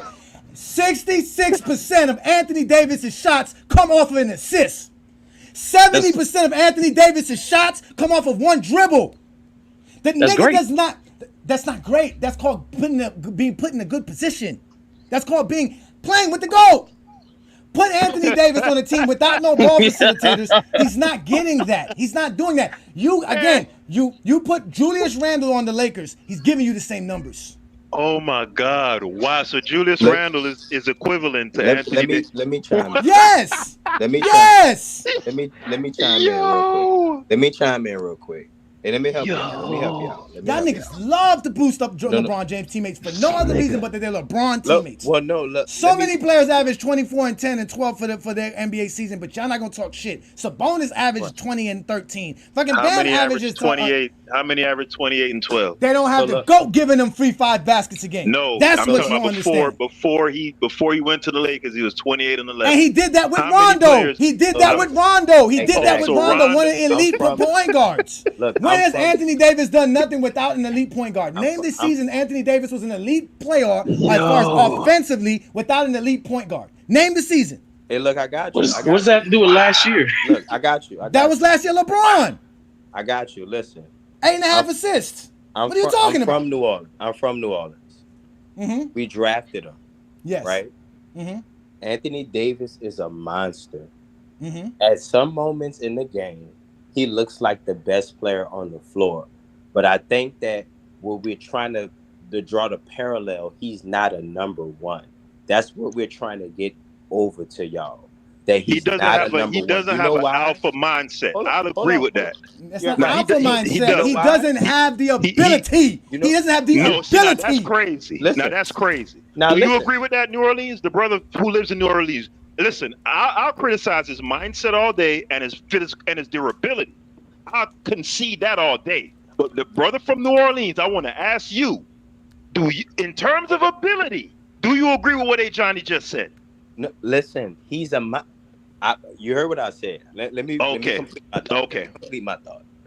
Anthony Davis is a skilled big man. He can shoot. He can handle. He can rim protect. He can rotate. He's a phenomenal big man. But what have we been saying for the last few years? I need a center. I need a center. I need a center. Tell me another big. Is Bam asking for a center? Is Giannis asking for a center? Is Jokic asking for another big man? You see the point that we're trying to make here? That's the difference. That's why we can't put him top 10. That's why he looked great in the Olympics, but you got to go to the bench sometimes because of the motor, because of those things that we question. This is what I'm trying to tell you, big dog. It ain't no slight on AD. AD gonna look crazy some nights. He gonna go for 40. He's gonna look nasty. But the motor, the drive, the engine of the team, the intangibles, the leadership. If he was really that man, if he was really that dude, man, I don't need no fucking big man. Come on, Brian. Where would you put him if it was a straight ability, New Orleans? If it's just pure ability, negating all other stuff, where would you place him in the league? That's where he is. Bro, listen. No, I just want a straight up answer. The straight ability. Listen. I'm trying to get you to think outside the box. And I'm not trying to avoid the question, but I want you to think outside the box. Put KG Motor inside Anthony Davis. No, I agree with you. I concede that stuff. Listen, I totally agree. His durability, his mindset. Be the fucking GOAT, bro. Come on, think about it, man. Yeah, but put KG drive. No, listen, brother. CJ, hold on. I want to answer my question, though, Sturdy, real quick. I just want to answer. We're going to get to it. We're going to get to it right now. No, but he can't answer your question because it was predicated on what I said about ability. Correct. He mentioned how Anthony Davis can't be a number one. I agree with that stuff, Johnny. But the reason I agree with that. And the reason he can't, because the ability to be the number one means that even Anthony Davis himself doesn't think that he can do the things that y'all say he is. Okay, that's fine. That's fine. Because if he could do it, he would do it. Okay, I just want a quick answer. I just want a quick answer from New Orleans. When you're elite at what you do, at anything that you do, just like me, if I show up here on a Friday night, bro, you don't have to ask me whether or not I can do this or not, or if I have the ability to do this or not, because I know when I show up what I can do. I know that's why I'm not afraid to step up and say the things that I'm saying because I know what I'm talking about. So if Anthony Davis did have that ability to be that number one dude where we all have to sit around here say he has the talent to be, we all see the talent. That's without a question. The man has the talent, but the ability to say to himself, yo, I'm going to, it doesn't matter if this is Joker tonight or not, I'm putting up these numbers because I know I'm going to get this shot here, I'm going to get that shot there. He doesn't know when he's getting his numbers shot. against No. Joker. He doesn't know when he's getting pretty shots good. because his shots is predicated on when the point guard His says, issue oh, with Joker here is goes- he can't guard Joker. That's this his is what issue. it is when he has a Rondo on the floor and Rondo says, oh, you're at the right spot here. Boom. I got the ball here. Boom. I can do this quick spin and score. Yeah. You see what I'm saying? It's just that's what I'm saying. They make All right, it very I heard easy you for out. him to use. I heard you out. Can I just say this real quick? Peter, hold on, wait. I'm gonna let everybody get that take, but I want y'all because again, this conversation predicated off of what I'm saying.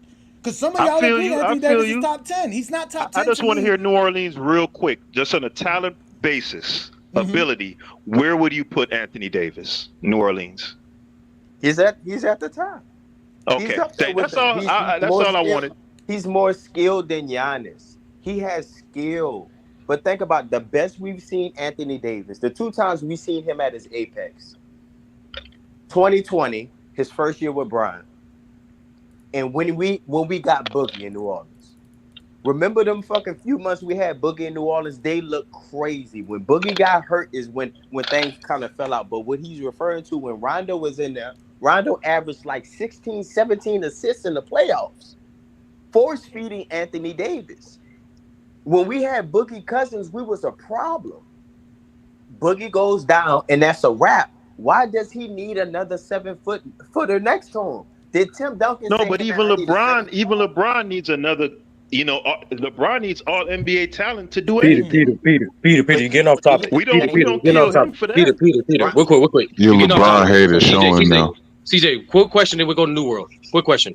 So, CJ, all that being said, who is better, in your opinion, Jaylen Brown or AD?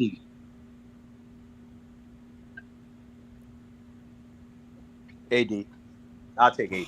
I just There we go. That's simple. I'll take AD. People hating on Jaylen Brown, man. I've seen Jaylen Brown forget how to dribble in the playoffs. I'm sorry. I know he did Finals MVP, but we saw him a couple years ago. You know why y'all be hating on Jaylen Brown? Because y'all watch my Miami Heat and Bam Adebayo make him look bad. That's why. You saw what we did to that boy. And saw what we did to that boy. And I watched what Jamal Murray did to your boy. And I saw what Jamal Murray did to your boy. Embarrassed him. He was all on the floor with the whole team celebrating over him because he couldn't keep him from going to the Who right. you talking about? Who you talking about, my boy? Who? Who's your boy? You've been defending this man for the last 30 minutes. What happened with Jamal? What about when Jamal Murray said, I'm going to go there and I'm going to hit that jumper in your mouth? Nah, come on, man. That's like when Jokic cooked up But you can't expect a big man to come on, man. Again, Jaylen Brown looked like he ain't got a left hand because of Bam. Jamal Murray got in a contact extension because of fucking Anthony Davis. That's the fucking facts. Anthony Davis should have kept him from going right. Anthony Davis was supposed to get in front of him and say, you're not going to that whole side of the floor by yourself because I'm such an elite defender, I'm going to prevent you from doing that. He couldn't do it. He said, I'm just going to wait for you to shoot and hope I can block it. And guess what he did? You're not going to block it. You're going to be on this floor, and I'm going to look down at you, and we're going to celebrate a victory because you can't stop a fucking guard who can't even make an all-star team. But y'all talking about how bad Jaylen Brown is because Bam shut him down. Nah, I'm talking about I need to see what I just saw, like in this playoff run, at least 2 or 3 more years. If I can see that type of consistency, then yeah. Y'all are tripping. Jaylen Brown is a monster. Okay, let's do this. Let's let New World is. This New World? Let me make sure I got it's New World. What up, New World? Go ahead, give us your take about this, man, because they love some Anthony Davis, man. This guy Anthony Davis gets a lot of pub for no reason. But go ahead. Look, I'm probably the only Laker fan on here. I watch every Laker game, so when I hear what you're saying about AD, there's hella truth to it because. You know, the main thing we ask for is for him to just show some mental fortitude. This man went down in the playoffs like somebody that shot his arm off. Like when we see shit like that from Anthony Davis, for me, it's hard for me to put him top 10. I'm not as egregious as Johnny. I won't put him 15, but I'll definitely have him hanging out at the 11, 12 spot. But, you know, I've never really Like I see the agenda from LeBron haters. You know, they try to put Anthony Davis top 10, or they try to say he's better than LeBron, so they can do exactly what you were saying. Why can't LeBron, like, do this and that when he's got two top 10 players on the team? Knowing that we've had injuries damn near the entire time AD has been here. He's missed more games than LeBron's old ass. So it's kind of just like you're gonna put him top 10, not taking into account durability or any of the other intangibles that come with basketball. I would rather have Jaylen Brown, to be honest with you, because he's going to be available and he's going to show up in the playoffs. A lot of the times we're having that question with AD. A couple years ago when we went to the Western Conference Finals, this man was having games where he would score 13 points and then we get blown out. And then the next game, he's dropping like 25, 26, like nothing happened. So it's kind of just like that inconsistency right there. I know y'all got recency bias because y'all just seen him, going off in the first round against Jokic. But it's like, bro, like I've seen like a history of what Anthony Davis has done for the Lakers these last few years, and for anybody to say that he's top 10 is kind of egregious, like in my opinion. Is he better than Jaylen Brown? I don't know. I think Jaylen Brown is better right now overall because, like I said, I'm not just taking into account what they do as far as production, but like just the durability and the availability. Like Anthony Davis has not been as available as Jaylen Brown, so I'm taking Jaylen Brown. So not talent, not production, not impact, just availability. Jaylen Brown has plenty of impact. He has plenty of talent. He does, like, what he contributes for the Celtics, you could say in a way is equivalent or better to what AD produces or his production for the Lakers. Oh, like that's just the way it is. We're just lying. All right, look. How's that line? All right, oh wait, let's do this, right? Because y'all say I shouldn't have Bam in front of AD, right? Bam, like I was telling y'all before, right? He gets 57% of his shots based off of an assist. Anthony Davis is 67% of his shots. They both better than Jaylen Brown. That's the point. They both better than Jaylen Brown. I don't know how y'all be hating on Jaylen Brown so much, man. I don't get it, man. Hollywood, let's get Hollywood Herb in the building. Hold on, Frank. You said I lied, but nigga, like the last 5 years, Jaylen Brown has he's played way more games than Anthony Davis has in these last 5 years. Like you talking about this year, nigga? Like what the hell are you talking about? I'm talking about everything right now for his career and every universe. AD is clearly better than Jaylen Brown. Everything. I don't think so. No, I don't think so neither. Go ahead, not Herm. Clearly. I disagree. I disagree with that. Let's let Herm get in. Go ahead. But what's good? I hope when people talk about Anthony Davis, I hope they realize this man is ranked 4th all time in PER. He's behind Jokic, Jordan, and LeBron. Those are only 3 guys that's ahead of him in PER all time. So that's how efficient Anthony Davis truly is. In that first round series, the man basically averaged 28 to 16 on 63% from the field with 1.6 blocks per game in that series. The Lakers didn't lose because of Anthony Davis. They lost primarily because, end of the day, the wings and the guards for Denver Nuggets outplayed the Lakers on guards and wings.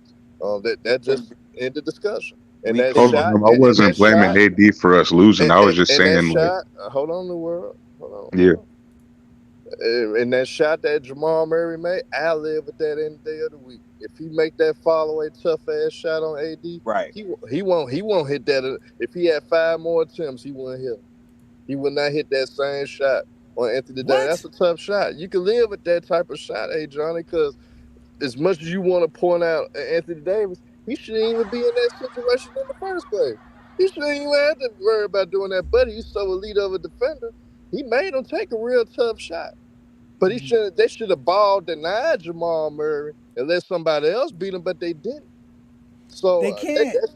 They can't. They attacked AD. They knew AD was going to make that switch. They knew exactly what was going to happen. Murray knew he was going to get that shot. He had to switch though. I know that. That's why I'm telling you, because what happened was. But that's a tough shot, John. Show the shot. I'm not gonna say it's not a tough shot, but it's not a shot that Jamal Murray doesn't take and doesn't make on an efficient basis. He knows he's going to take that shot. He knows he's going to get that spot. He knows Anthony Davis is not stopping him. from that. That's why Anthony Davis was not supposed to let him get to that spot. He was supposed Okay, to make him who take else a in the tougher NBA could shot. stop? I mean, really, nobody stopping Jamal Murray in the Bam NBA. could do it. No, he Bam can't. Adebayo. No, he can't. No, he Come on, can't. Peter. I know you believe in me, Peter. Peter, please tell him, man. Bam. Bam ain't gonna stop it. Bam So- ain't gonna stop Bam it. shut down Jalen Brown. So He definitely shut Bam down and Jamal Murray. Jamal Murray is a better offensive player than Jalen Brown. Oh shit, y'all are Bam have better lateral movement than Anthony Davis, so he can check perimeter players flawlessly. Anthony Davis gets cooked on perimeter players. He does. He has bad lateral movement. But We lost to the Mavericks a couple years ago because Anthony Davis fouled a nigga on the 3-point line for the last shot. He made the 3 and got the 4-point play, and then he did the exact same thing on the next possession. Correct. Literally the exact same fucking thing to the exact same player.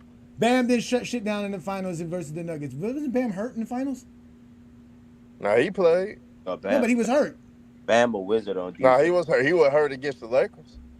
He was hurt going into that finals. He didn't play against the Lakers, but I believe he was hurt going Nah, into he that played finals, against the Lakers, but he was hurt. He played with one arm. But he was hurt. What you mean? I mean, listen, I'm not saying Anthony Davis is not a great player. Again, to be honest with you, I thought y'all would be more mad at me if I put Anthony Davis in front of KD and Stephen Curry. But if y'all want, I could put him in front of KD and Stephen Curry. We can make him 13. I mean, he is, but behind Bam and Halliburton. He ain't better than KD. He's better than Halliburton. I don't think he's better than KD neither. I think KD. I got KD 13. He's better than. All of them are better than Jalen Brown. All those guys you just named are better than Jalen Brown. All of them. Yeah, I can't condone you putting Jalen Brown over KD and Steph Curry. You know what? I just realized that I'm not even supposed to have Donovan Mitchell in my top 10 because he didn't play 60 games last year. I thought he played 60 games last year. I know he didn't play the 65, but I thought he played 60 games last year. He only played 55. So I might have to take Donovan Mitchell out my top 10 because he's supposed to be able to play. Where do you have Embiid? Embiid would be in my top 10 if he played the 60 games. That's why Embiid's not in my top 10. I would have Embiid somewhere in my top 5. I respect you leaving out Embiid because I'm not high on Embiid either because of the durability issues. The way he plays in the playoffs, he shoot like Kobe percentages as a big man in the playoffs, turns the ball over. He's one of the most overrated players in the league to me. So at least you've shown some consistency with your Anthony Davis take and how you're treating Embiid. So I got to give you a little bit of credit there. I'm always consistent. That's one thing about me. I'm going to be consistent. Trust me on that. Hey, Peter, I don't think Jalen Brunson the top 10 player in the league. Nah, he's not.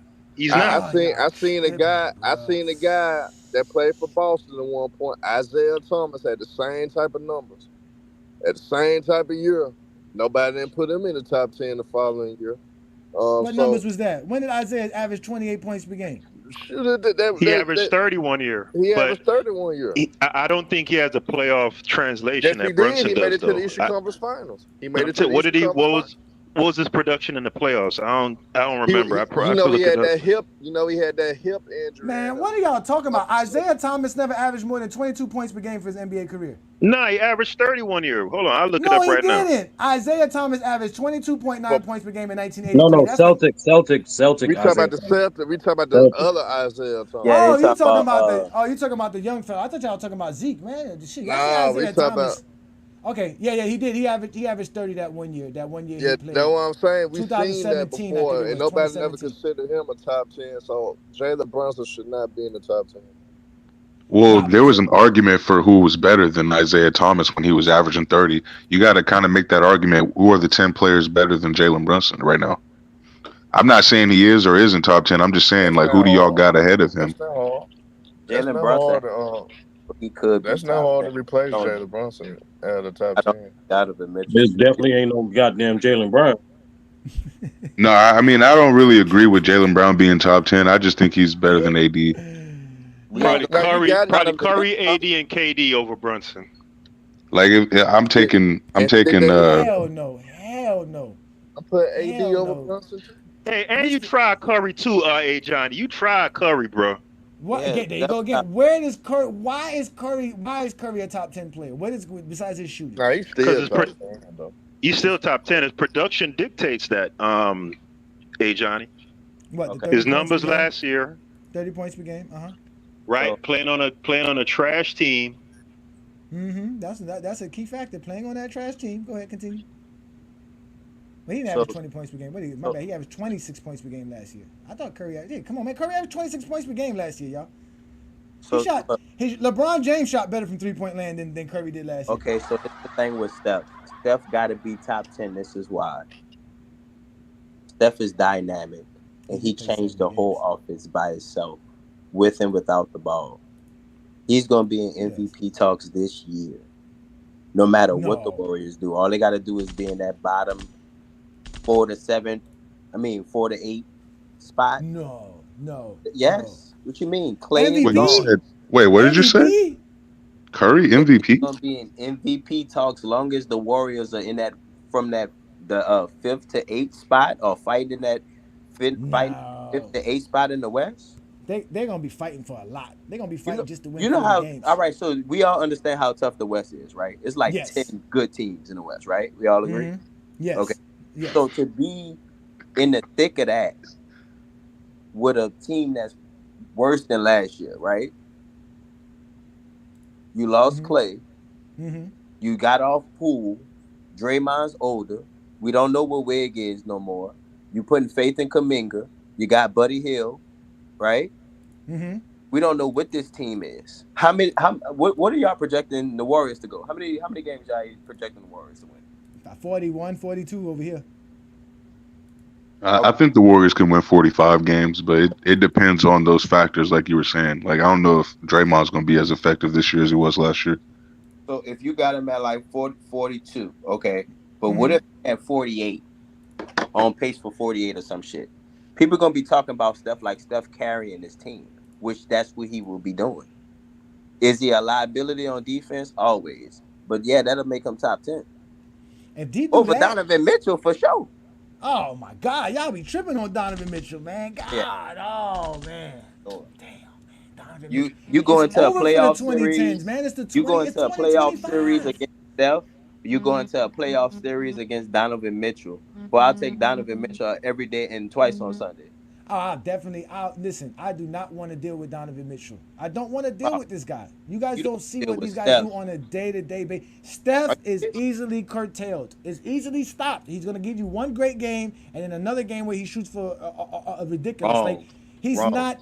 He doesn't have that ability series, anymore, man. He doesn't have Steph that is gonna ability give you anymore. 2 bad games, 5 good games, he's and gonna give 2 you some bad phenomenal games that you can't. He's gonna do just like he did in the Olympics, where he had 4 straight duds, and then he when he lit it up for 2 games. Yeah, but when he's on, that's when the other team is working. That's what I'm saying. When everything is predicated on him and he has to continue to do everything night in and night out basis, we have not seen no Steph Curry do that, man.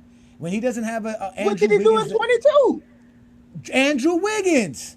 Okay, Wiggins. Y'all act like Andrew Wiggins wasn't yes. balling out in 2022. Yes. That helped him a lot, having that guy that could attack the rim, play the perimeter defense. He don't have that no more. He don't have the Draymond Green's not that elite defender no more. They don't have that no more. Like that's why they're trying to revamp the whole team. They're trying to see what they can do. So what if he win more than what you're projecting him to win? That's what I'm saying. Like if you got him at 42, but he's at 48, wouldn't that be impressive? Nah, because I can see. Because again, the West is going to be different because of teams like Memphis, Houston. Like I do see them winning about 40 games, but I don't see them making the play-in. Like you're going to have to win 47 games to be in the play-in. That's what he's saying. Hypothetically, if they were to win 48 and make the play-in, how much credit would you give Curry if they were able to do that? He's going to get a lot. Yeah, he get credit. I put him back in front of AD. He wouldn't be in the MVP discussions though. I wouldn't go that MVP, far. No, I wouldn't go that far. I'm telling you, if Brunson averaged 30 points per game, 7 assists, and the Knicks 60 wins or 59 wins, and the number 1 seed or close. Brunson gonna put some numbers up this year. Of course he is. And they're gonna win a bunch of games. They're gonna win a lot of games. I think his numbers go dip a little bit though.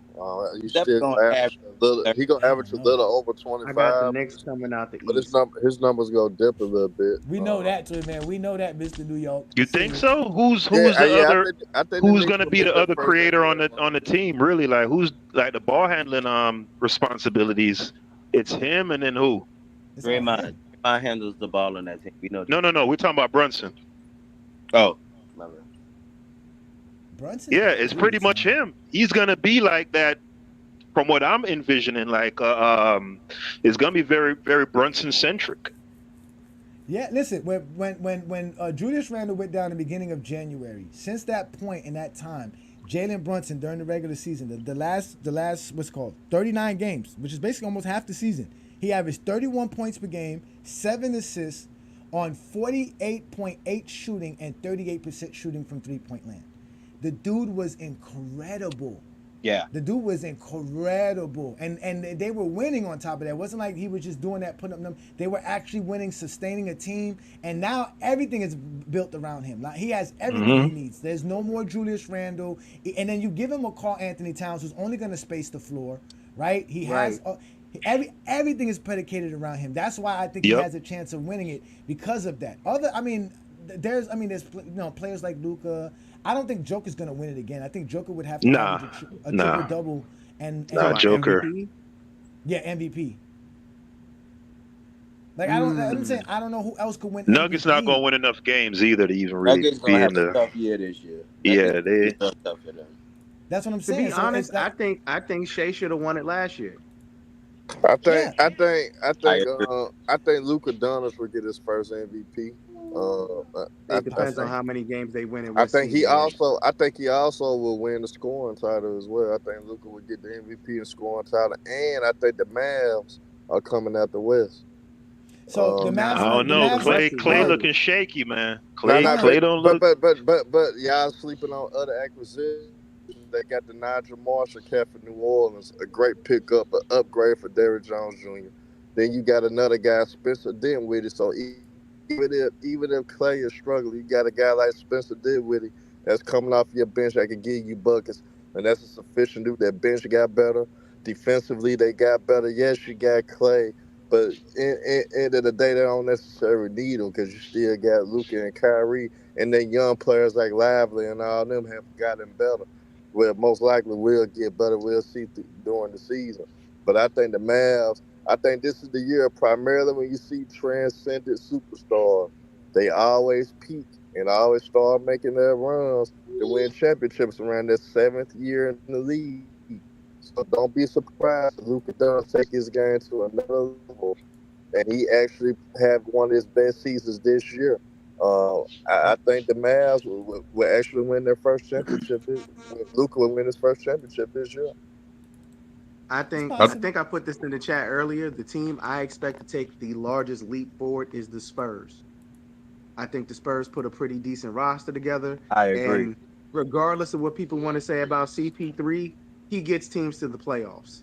I don't think there has not been a team CP3 has been on and they haven't made the playoffs. So I truly believe the Spurs are going to make a giant leap forward. I'm not sitting here saying they coming out the West. I think the West is loaded. I really don't have a pick for the West. I really don't.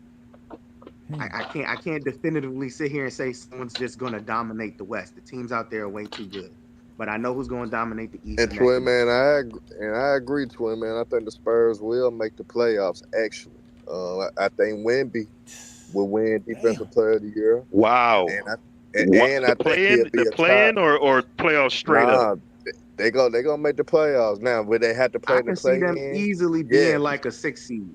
But wow. I think they gonna be the 7th or 8th seed. Wait, what team y'all talking about? The Spurs. I think the Spurs are gonna make they some bugging noise with the Spurs. They Yeah, I can't see that. I got Memphis making some noise, but the Spurs. No, Memphis gonna be a top 5 team. Spurs gonna be better than Memphis. They gonna be a top 5 team in the West, though. Nah. I don't believe that. I think Memphis is going to be struggling for a play-in spot this year. Correct. I don't see it, bro. Like, Memphis did not really get good at all, and like all they really have is Ja coming back. Hey, Johnny, Ja by himself ain't doing nothing in the West. Damn, you shitting on Bane and Jaren Jackson. We saw what Wemby did. No, I'm not. They just been on the team already, and they weren't able to do anything without him, really. So and Edie looking good too. Rookie of the Year, man. Memphis, Tennessee, man. Zach Edey gonna be Rookie of the Year, man. Look, there's no hate to Memphis. I actually like Ja, but I just think him by himself is not going to move the needle much in the West, especially when you got all these other teams getting better. I mean, maybe if Denver just completely falls off because they picked up, who they picked up, but we'll see. Now I don't. Listen, I think the Spurs are going to Who make they some picked up, noise, but I don't know if they're going to make the playoffs. I think they'll win close to 40 games. They'll win You think close to so? 40 games. Yeah, That they'll that win close to 40 yeah games. They yeah. still got a lot of holes. I mean, I watched them play the Who? other night versus the Heat, the Spurs. Nah, I man. mean, Spurs, they added Harrison Barnes, if I'm correct. I think that Harrison Barnes was added to the team. I don't know. I still think that Popovich is going to take his time with Wemby. I don't think he's just going to thrust Wemby into this idea. But I do think Wemby's going to be way much more efficient this year with a Chris Paul, and obviously defensively he's going to be even better.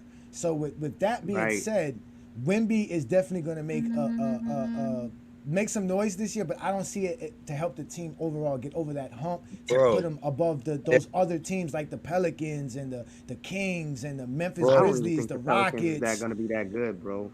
they're Nor the going to be Kings. better. Yeah, but the They're Pelicans can win 40 games. They even with Brandon Ingram and all this stuff, they can win 40 games at least. Spurs can win Yeah, you they 40 just need games. Zion to show up, and the Pelicans could easily win Zion, 40, 42 games.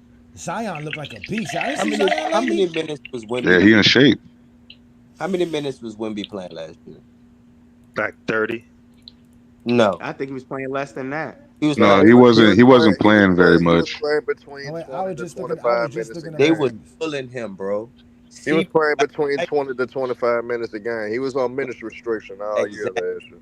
like the young He brother. That's what was. I'm saying. You unleash that CP3, right there, bro. He can CP3 play He 30, walking played. through He the played. 35 He door. played minutes. 29.7 minutes per game last year. So that's under 30 minutes. Yeah, that's what I'm saying. CP3, And he still did 21 and 10. He did 21, Yeah, he 10, and played That's like what I'm 30 9. saying, minutes. bro. bro. CP3 walking through the door, like the young brother said, is gonna elevate the team. It is. It You is. you are putting a brilliant mind with a brilliant mind coach. You have all this talent in a 7 foot 4 inch 5 inch frame. His potential is unlimited. Who can unlock potential? A legendary playmaker. A pick and roll with Wemby and CP3 is about to be incredible. Now CP3 is Right. gonna get hurt. Obviously, that's what he do. I'm from New Orleans. I will tell you, he will get hurt.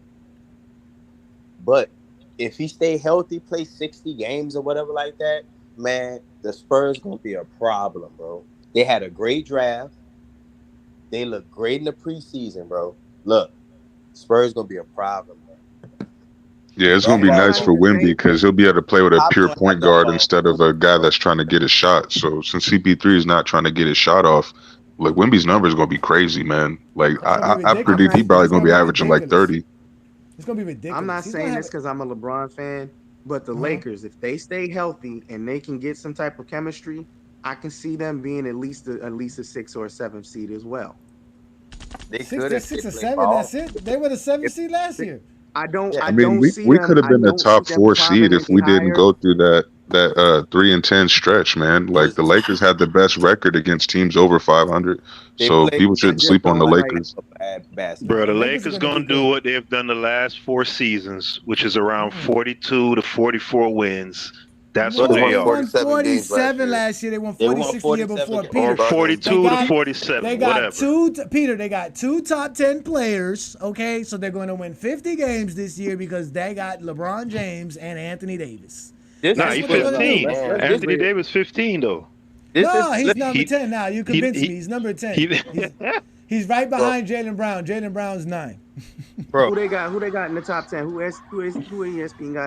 ESPN got as the top 10 right now? It was Joker, Luca, Giannis, SGA, Tatum, Curry, LeBron. I don't think Anthony Davis was in it. I think it was KD. No, yeah, Anthony Davis wasn't in ESPN top 10. Nope, He it was should be. Embiid at 8. They had Embiid at 8, Embiid, and I and forget then who the 9 last and two were. 10. I can't Because remember who 9 and 10 once they were. had LeBron behind Curry, I was pissed off right there. That was enough to make me Oh, want to so burn that's everything why else you up. left Curry out your top I 10. left Curry Revenge. out because not revenge. Fuck Stephon Curry. Stephon Curry Yeah, ain't that's hurt great. nobody, man. So Stephon Curry Yeah, is that's great. a light skin special, Brown man. better than Steph, but I had Steph out of top 10. No, hey, So hey, but John. Hey, go John, ahead. you gonna be ready for the debate next week, man, on the 2010s and the in 2000, which area is better? I'm debating that. What am I debating that? Who scheduled me that one? Who brokered that deal? Who doing I that? try. I Oh, trying to you did. schedule You know that what? too. You did ask me about that. My bad, bro. Yeah, I've been, yeah. I've been I cooking a know you lot of got a zesty lot going Jeffries on. lately. I've been cooking a lot of zesty Jeffries lately, man. I've been wilding out in these streets. So wait, so we're not doing okay? Because we're not doing that tomorrow, correct? Yeah, we ain't doing it tomorrow. Yeah, exactly. We still didn't get your laptop. So we gotta get Herman his laptop. We Ah, gotta get you Herman want to his throw that laptop laptop? so You that we want to can throw so that that so that we can laptop have though? a I got every three of them things. I just don't full need court them. press. Not the laptop you got from your criminal uncles there. Okay, we're not talking about those. We want a I legit. can't. Oh Let boy, me you stop fucking trip. with you, Herman. Let me stop fucking with Nah, you, you Herman. can You keep say going. he got I that want you to Dell, keep going. he Hey, got that Dell still running Windows 7 That mother got. He said, I got three from laptops '08. for sale. I got three laptops for sale right now. Send me the You cash got app a you money got a right Hewlett now. Packard from '08. Oh, okay. Oh, you got a what's it called? A Apple Mac computer with an Apple sticker on that motherfucker. That's what he got, man. Shit, man. But you know what? I want y'all top 10 since y'all just wasted a whole hour grading my top 10. So let's start with Sturdy. Sturdy, you got something uh-oh. for us? What you got for us, Sturdy? And give me your top 10 players coming into this NBA season. Number one, Joker. Number two, Giannis. Number three, Embiid. I apologize. Number three, Luca. Number four, Embiid. Number five, Shea. Number six, AD. Number seven, Tatum. Nah, number seven, LeBron. Number eight, Tatum. Number nine, KD. And number 10, that 10 spot is always tough. Curry. Curry. Oh my God. Every time I hear Curry, I just think of Curry goats and all this other nonsense. Nigga, It's curry definitely goat is Curry. delicious. Nigga, what? What you mean? I, you know what? Ruddy Hood Sports just popped up, and I didn't get a chance to get Ruddy Hood Sports take. Thank you for joining me, brother. You are a Goat James Kingdom member. The floor is yours. What is your take for today as far as the top 10 goes? And what do you think of Sturdy's top 10 as well? What's good, man? What's good, chat? What's good, FYF? What's good, panel? Hope everybody is doing well. So, as far as your top 10 teams, for the most part, I do agree. The only change I'm going to make is the Mavericks. Uh, if we're judging off of what we saw in the postseason, if we can at least go that far back, the Mavericks put foot to ass on all higher seeds than them. Uh, so I had to put them over OKC. I know Alex Caruso. I know Isaiah Hartenstein, but I really don't care. They're gonna have to show me that they are good for being more than just locking the West. So I'm gonna have to give the Mavericks their due respect, just like I do the Celtics. The Celtics won a championship, so I'm gonna give them their due respect to say that I believe they'll come out the East again. Do I see them winning again? No, but I do believe they'll come out the East. But yeah, I'm gonna have to put the Mavericks up there. I think with Klay Thompson, if you're looking for old school Splash Brother Klay Thompson, you'll be disappointed every time. If not, if you're just looking for a good role player, someone who can space the floor for you, then you got the right guy, Klay Thompson. He has the right championship acumen, experience. He's been through the battle, through the test of time. And I still think he can be serviceable on defense. I still think he's a good player in today's NBA by today's standards. And then, of course, they added Niger Marshall. So I got the Mavs up there as the second best team, especially with what they were able to do last season. Other than that, I agree with the top 10 teams. I kind of put the Lakers, you know what I mean? I'm hoping that they are successful. I think they'll be much better than they were last season. And I kind of put them in my like gray team area, like the gray area of teams, because, you know, they are kind of unpredictable. You don't know what kind of season they'll have, but I'm believing in LeBron James this season to come back with a vengeance, just like I believe Luca is definitely going to come back with a vengeance. As far as the top 10 players, I uh, I agree for the most part, but I am going to swap out Donovan Mitchell for Anthony Davis. And then I know people are going to say whatever they want to say, but I'm putting LeBron ahead of Shea Gilgeous Alexander. He can, Shea, you can go to fifth. LeBron, you can go up there to fourth. And other than that, you know what I'm saying? I completely, you know what I mean? I like the list. I would have Joel Embiid in there too. I do think Joel Embiid, if we can get him healthy and see a full healthy season, I do think he edges out Jalen Brown. But then on top of that, I do like what Jaylen Brown did, and I'm going to pay due respect for him winning that Finals MVP. I know a lot of people don't care about championships, but I think that says something about who you are as a player. And the defense that he did on Kyrie, I watched it in live action, uh, and it was beautiful. I like what he did with Kyrie, took him completely out of his game. So you know what I mean. I do agree with those things. And the last thing I want to say is this: that the 2022 Warriors, they missed the playoffs. The next year they won a championship. Los Angeles Lakers, they missed the playoffs. The year after that, they went to the Western Conference Finals. And of course, the Dallas Mavericks, as we saw last season, missed the playoffs. And then last season, they went to the finals. So I do believe that the Spurs, despite them missing the playoffs, are going to be much better, especially with Chris Paul, especially with what I've seen from the Spurs just with this. If we're just going by the preseason, they've looked great. You know what I'm saying? Denver, they don't look as good. Um, the Warriors, obviously, they're undefeated right now in the preseason, so they're looking good so far. So I want to see what happens with them. Um, so you know what I'm saying.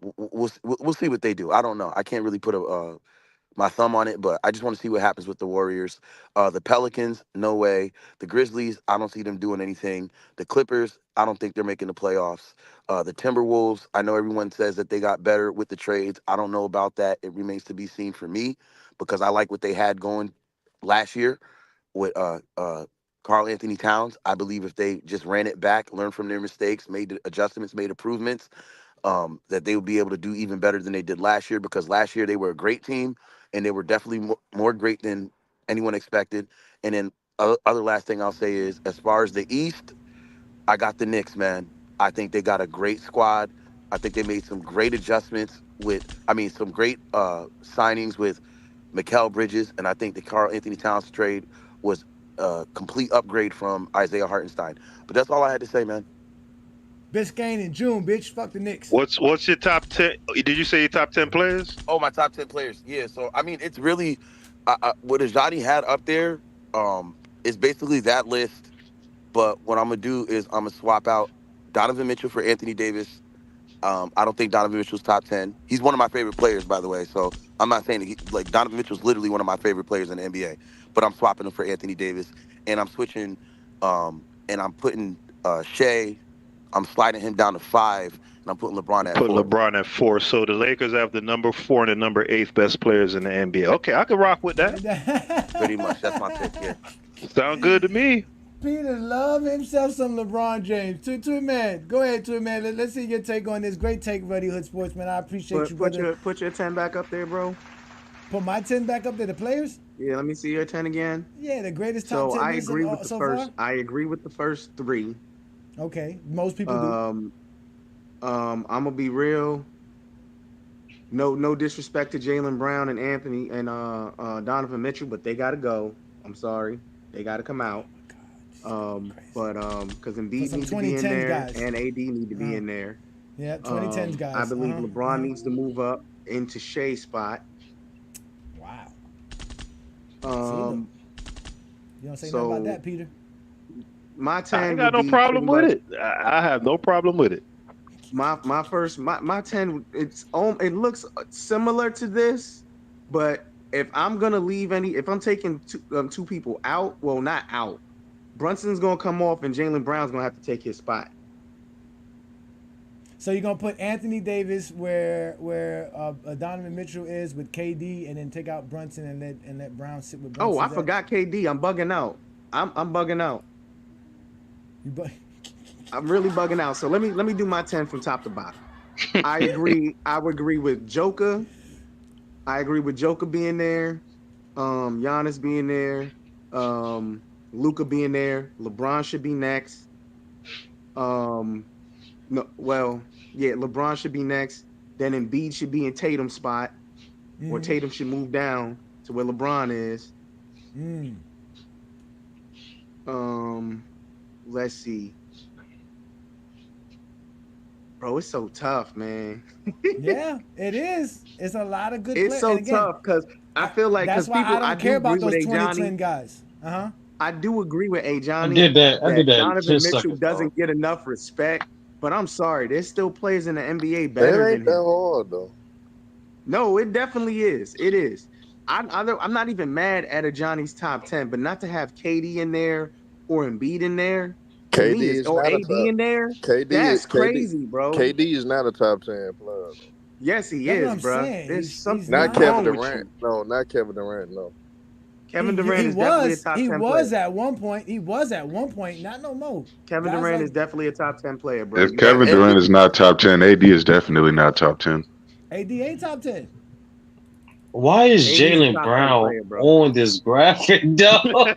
He's not. He Jalen shouldn't be, Brown's a bro. He really beast, shouldn't be. son. Jalen That's what I'm Brown's saying. a I got beast, nothing but love for son. Jalen Brown and Donovan Mitchell Y'all gotta and stop and my man hating Jalen on that Brunson, bro. man, man. But bro, Jalen those Brown, three should not be in your top 10, dude. bro. Jalen Brown is so smart too on the basketball court. On top of it, like he just does so much. He does I'm so much on the disappointed. basketball I'm court. disappointed in A. Johnny though, man, because Why? there's somebody that should be in the top 10 Who's that you that? ain't put in there, man. Who? Man, take off Donovan Mitchell, man. Put Bam in the top 10. I think Bam is a top No, 10 no. player. You know what? No, That's what hell I'm about to no. listen. He No, is. listen. You know what? He I'm gonna is. So give Herm wait, some so Herm, props He for that. is. Herm. Oh you're wait, cause anticipating I Bam got it. taking a leap offensively then, because He is. He's a beast. He is I though. gotta take out. Hell I gotta no, take out bro. Donovan Mitchell. I gotta take out Donovan Mitchell because he didn't play 60 games. I thought he played 60 games. I could have swore he played 60 I'm games. He sorry, played Jalen 55. Brown shouldn't be up there either. He So shouldn't. we're gonna remove Donovan Mitchell and move Anthony Edwards to number 8. Jalen Brunson's gonna get moved up to number 9, and then we're gonna put Bam at the 10 spot because Bam is who I got I in my honestly 11 think spot. he's the top 10 player in the league though. I Bam is the really best do. No, you defender in the don't. league, and until Wemby takes it from him.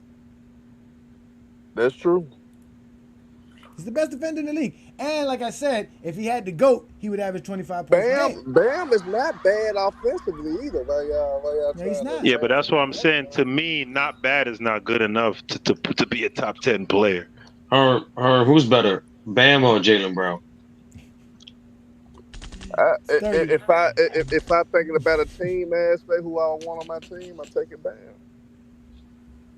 All right, so That's we got disrespectful, Ruddy bro. Sports 10. I think we got Sturdy's 10 already, right? Yeah, we gotta start. It's So your so turn. It's who's your turn. It's your turn, Peter. What's your 10? Give us your top 10 players going into this NBA season. all right? So the three locks we already agree on. Mm-hmm. Joker, Giannis, Luca. Let me see, 4. I'm gonna go SGA 4.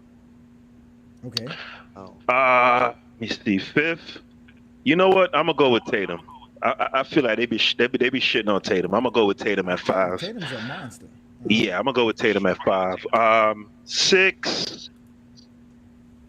Probably go with Curry 6. Curry 6. Put a graphic back up, man. I can't remember these players. Put a graphic back up. Why? I don't got my 10 players. Y'all keep arguing about them. Don't look at my 10 players. I agree with your top 5. So I'm gonna go Curry 6. I'm gonna go Curry 6. I'm gonna go. Over the GOAT. That don't make no sense. Oh God, this Stephen. I don't got LeBron in the top 10. Oh, so you You don't got feel the me? Lakers. So you don't got the Lakers. I don't as a got contender. Okay. Okay, Nah, go because ahead. that would match up with what their record is. Because if you got a 2 top 10 players, that's supposed to be guaranteed 50 wins if you playing 70 plus games. The fact that they win in 47 games or less the last 4 seasons shows you that they're not a top 10 team. I mean, they don't have 2 top 10 players. LeBron is a minus defender at this stage of his career. So I got what? Tatum 5th, Curry 6th. So how Let can me you have see. Curry in there? Isn't Curry a minus on defense? Nah, Curry's a Big neutral. time. Curry. How is Yeah, Curry Curry's neutral? His agenda. Did you hear this His- man say LeBron's a minus defender, but he got He Curry in is. his top 6? What No, the no, fuck? Right. It makes by no the sense, bro. numbers, by the numbers, By the numbers, LeBron James His is a better agenda. defender than Steph His Curry. agenda is to make sure LeBron's enemies listen, are always y'all great. get so Continue. sensitive about this dude. It's not By being de- I'm- sensitive. I'm- You said by the listen to me. numbers, Let me get it bro. out. If you're Though. going by the numbers, you're bugging out. By defensive box plus minus, he's a negative defender, and that's with he's a negative defender according to defensive box plus minus, right? So let me finish out my list, man. So I got Curry number 6. Damn, as much as I don't like Embiid, it's feeling like I'm gonna have to put him in his top 10. He's too good. He's too good in the regular season. Yeah, I feel like I gotta put Embiid. He's just too good during the regular season offensively to not put him in there.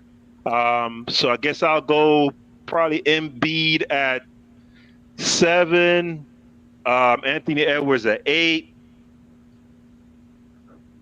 Probably go KD 9, Bam 10. Yeah, I'm gonna go with that. Where did Anthony Davis fall out again? Nowhere. Oh fuck! How the fuck I forgot about AD? See, look exactly. Hey, see that? Johnny. You see that shit? Hey Johnny, you gotta conduct. Hey Johnny, you gotta conduct drug tests for now. Let me revise. Hold on, my bad. So hold on. So I'm gonna put AD at 5. I'm gonna slide Tatum down to 6. Curry to 7. Anthony Edwards to 8. Slide Curry to 29. Yeah, Anthony Edwards to 8. Embiid to 9. And then Bam to 10. Oh my God, these guys are something special. And Bam is not a top 10 player, bruh. Leave Bam You know alone. what? You know what? You're right. I couldn't remember any names. I don't think Bam could be in the top 10. I'd take KD at 10. Biscayne in June. He's not good enough offensively right now. What do you like? Biscayne in June, bitches. Finishing. We gonna do it. We gonna shot creation. He's not good enough offensively right now. I'm still stuck on the fact that this man said he got Curry in the top 10 over LeBron, stating that LeBron's defense isn't good enough to have him in the top 10. Curry, even at this stage of his career, Steph Curry is a defensive liability. But you have Curry in the top 10. Crazy. Do I get to explain? At least Curry's scoring and playmaking still are much more impactful than LeBron's scoring and playmaking at this stage of his career. LeBron puts up a lot of empty stats. Bro, you're drunk. If you put Curry, next to AD, going crazy over my let him live. Let him live. If you put Curry next to AD, if you put Curry next to AD, that's a guaranteed 50 wins. Guaranteed. No, it's not. No, it's not. Guaranteed, because you ain't gonna have one nigga dribbling the air out the ball. Yeah, let me get my top. Wait. Peter, who's getting Stephen Curry the ball on the Lakers? Right. You don't need nobody to get him, but he's Curry. Curry is not initiating the offense. When he did initiate the offense, he's fully capable of that, bruh. Bruh, what the Warriors weren't. All right, hold on. The Warriors run split. The Warriors run split option offense. You telling me? What's the boy name with the long hair? D'Angelo. He can't hand the ball off to Curry on a DHO. That's like some hard shit to do. So hold on. So you're saying D'Angelo Russell's gonna give up his shots for Curry? He don't need to. That's the beauty. You don't get marginalized as a point guard when you play D'Angelo. You get marginalized as a point guard when you play in the system. Realize on the Lakers, that doesn't happen when you play with Curry because he don't need the ball. He don't need to dominate the ball like Lestat. Curry's gonna eat up a lot of shots from Rui Hachimura, from Austin. No, Reeves, he's not, bro. Curry's not doing none of that shit, man. No, he's not, bro. Wait a minute. Curry averaged 26 points per game last year. He shot worse than LeBron James did from the three-point line last year. What are we talking about? He doesn't have an Anthony Davis on his team. He don't have a top 5 player like a nigga who can score 28 on his own. He don't got Anthony Davis can't score 28 on his own. Anthony Davis scores 28 because he has the GOAT. Ajani, no. The 2 seasons before he joined the Lakers, he averaged 28 points. 2017 and 2018, he averaged 28 points. With Rondo. What is he talking about? With Rondo. Give a fuck. I could put Bam with Rondo. He's not averaging 28. And Anthony Davis is not doing that with Stephen Curry because Stephen Curry is not going to give Anthony Davis the space and the balls in the right spots. Anthony Davis going to get what you said? Steph Curry wouldn't give him his space. Steph Curry's the ultimate spacer. What are you talking about? No, he's not because Anthony Davis has to give him screens. Yo, is this man drunk? No, I'm not drunk. How is Stephen Curry getting open based on screens? Now Anthony Davis, who doesn't like bodying nobody, is going to be giving out more screens. So hold on. So Steph Curry is a worse floor spacer than LeBron James. Is that what I'm hearing? Yes. Yeah. Yes. What? Why Hey, man, is y'all Stephen got Curry? it. Why is Stephen got Curry it. such a more? Listen, you guys got to stop this. Stephen Curry running without a basketball is not a threat. Nah, he is a threat though. No, he's not. If you don't have the basketball, you're not a threat. Stephen Curry is a threat when he has the basketball. Hold on, buddy who said I was drunk. You agree with that? Do you agree with that? Buddy who said I was drunk. Do you agree with that nonsense? Wait, stop asking people if they agree with Ajani when 90% of shit on people Curry don't too. So agree with me. He a good barometer because they don't watch Curry the neither. games enough to But I understand know that you don't agree with Stephen that crazy Curry shit you just running, said. no basketball player running without the basketball is dangerous. You can run all day, you know, dude. Wow. No, you're not. Stephen Curry is dangerous when he's running around a screen. Wait. Now I'm talking. Stephen Curry is dangerous with the basketball. He's dangerous running around screens. You have to set screens for him to be deadly because the screen gets Stephen Curry open. Stephen Curry doesn't get open because he's running around without a basketball. He gets open running through screens. He's running off of screens. That's why he's deadly, not because of his running. Again, so that's my point. Him running without the basketball doesn't make him deadly. Teammates. But he needs teammates. Terry Rozier could run around screens. That ain't gonna do shit. What is he talking about? Same thing as Stephen Curry. Stephen Curry runs around all the time because Stephen Curry's a better three-point shooter than Terry. Duncan Robinson. Wait. Duncan Robinson is just as deadly as Stephen Curry running around screens. Oh man, Herm, help him out, Herm. And they don't help out. Again, I will repeat myself. I will repeat myself for those in the back. Yeah, I just want Duncan Robinson. You're gonna get your chance. Duncan Robinson running without a basketball around screens is just as deadly as Stephen Curry because he can catch and shoot just like Stephen Curry, if not better than Stephen Curry. Stephen Curry is great at dribbling the basketball and creating a shot off the dribble. So he's not a great catch and shoot player. He is a great catch and shoot, but you need screeners for that. And that's what I'm trying to tell you. Now Anthony Davis is giving screens for him. All day long, Anthony Davis is not getting the ball because Anthony Davis is screening Stephen Curry's man so Curry can get open because Curry can't get open by himself. Go ahead, Herm. That's the point. That's just the facts. Like, why y'all keep doing this with Stephen Curry? It's crazy. This is crazy. I got facts about Stephen Curry. That's all I do is drop knowledge, man. That's all I gotta. Y'all gotta stop this shit. Stephen Curry is not deadly without a basketball. No player is deadly without a basketball. No player. There's not one player that you're gonna look at and say, "Oh my God, look at him. He's running on the basketball court. Somebody go get him." No. So Ajani. So when Draymond Green fakes a DHO to Steph Curry and the two players run to him, and Draymond Green just runs down the lane by himself, it's not because they fear Steph Curry. They fear Stephen Curry's open because Draymond Green just screened Stephen Curry's man. Yes, and the two men run to Steph Curry. Because Stephen Curry is open off of a Draymond screen. Line, bro. You're going to run towards Steph Curry. Two players? You're proving Ajani's point. That frequently happens. Because he's Steph Curry. But that's not happening in every because the man that was sticking Stephen Curry got screened. And he is no longer attached to Stephen Curry. Stephen Curry running by himself does not do that. A screener has to detach the defender from Curry. Curry's not fast enough to just outrun his defenders and just shoot the ball. He has to have someone detach that defender from him. That is a screener. Now, who's the better screener, Anthony Davis or Draymond Green? No, but Peter, this is what you should have said, though, Peter. Crazy. This is what you should have said when it comes to Stephen Curry. Teams be so worried about Stephen Curry, John. The Cleveland Cavaliers in the finals decided we gonna let Kevin Durant play one-on-one all game long. We gonna make sure we got two people watching Steph Curry at all times.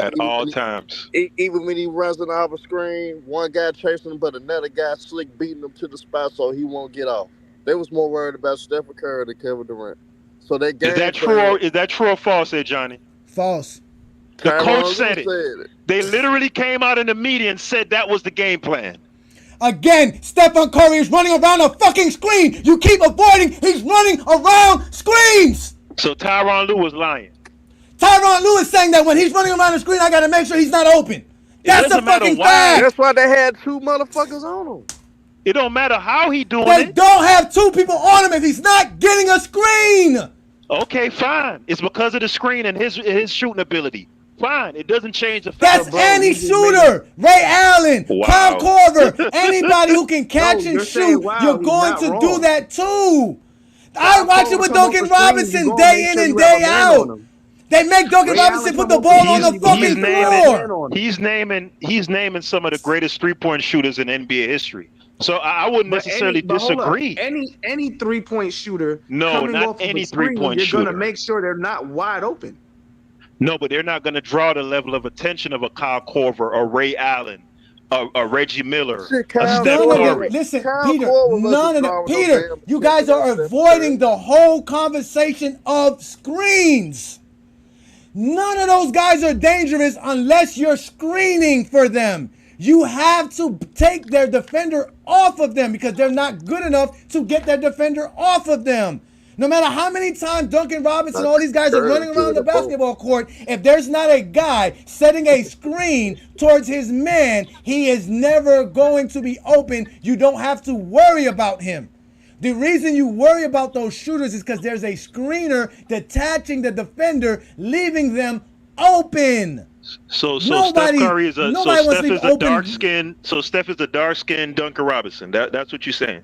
He's a light-skinned Duncan Robinson. Man, I watch it. They do dribble handoffs all the time with Bam Adebayo. And Duncan Robinson is made to put the ball on the floor. So you so disrespectful, bro. That's not disrespect. I watched Tyler Hero do it. I watched them do that. I watched the dribble handoff. Bam Adebayo is one of the best passing big men in the game because of dribble handoffs. Duncan Robinson never he screens the man and the man runs around him. Come on.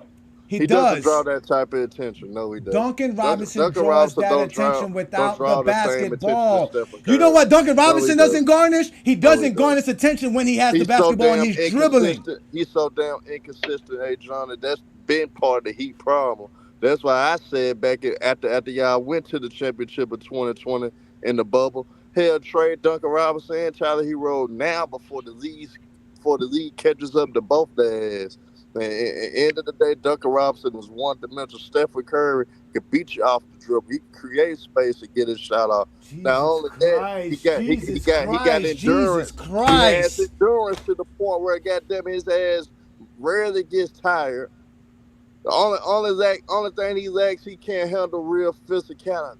He can't handle guys being rough with him at times. But outside of that, hey, Johnny, Stephen Curry could get his own shot off. He also is great off the ball. He's going to always draw more than one defender with or without the ball. That's just Stephen Curry.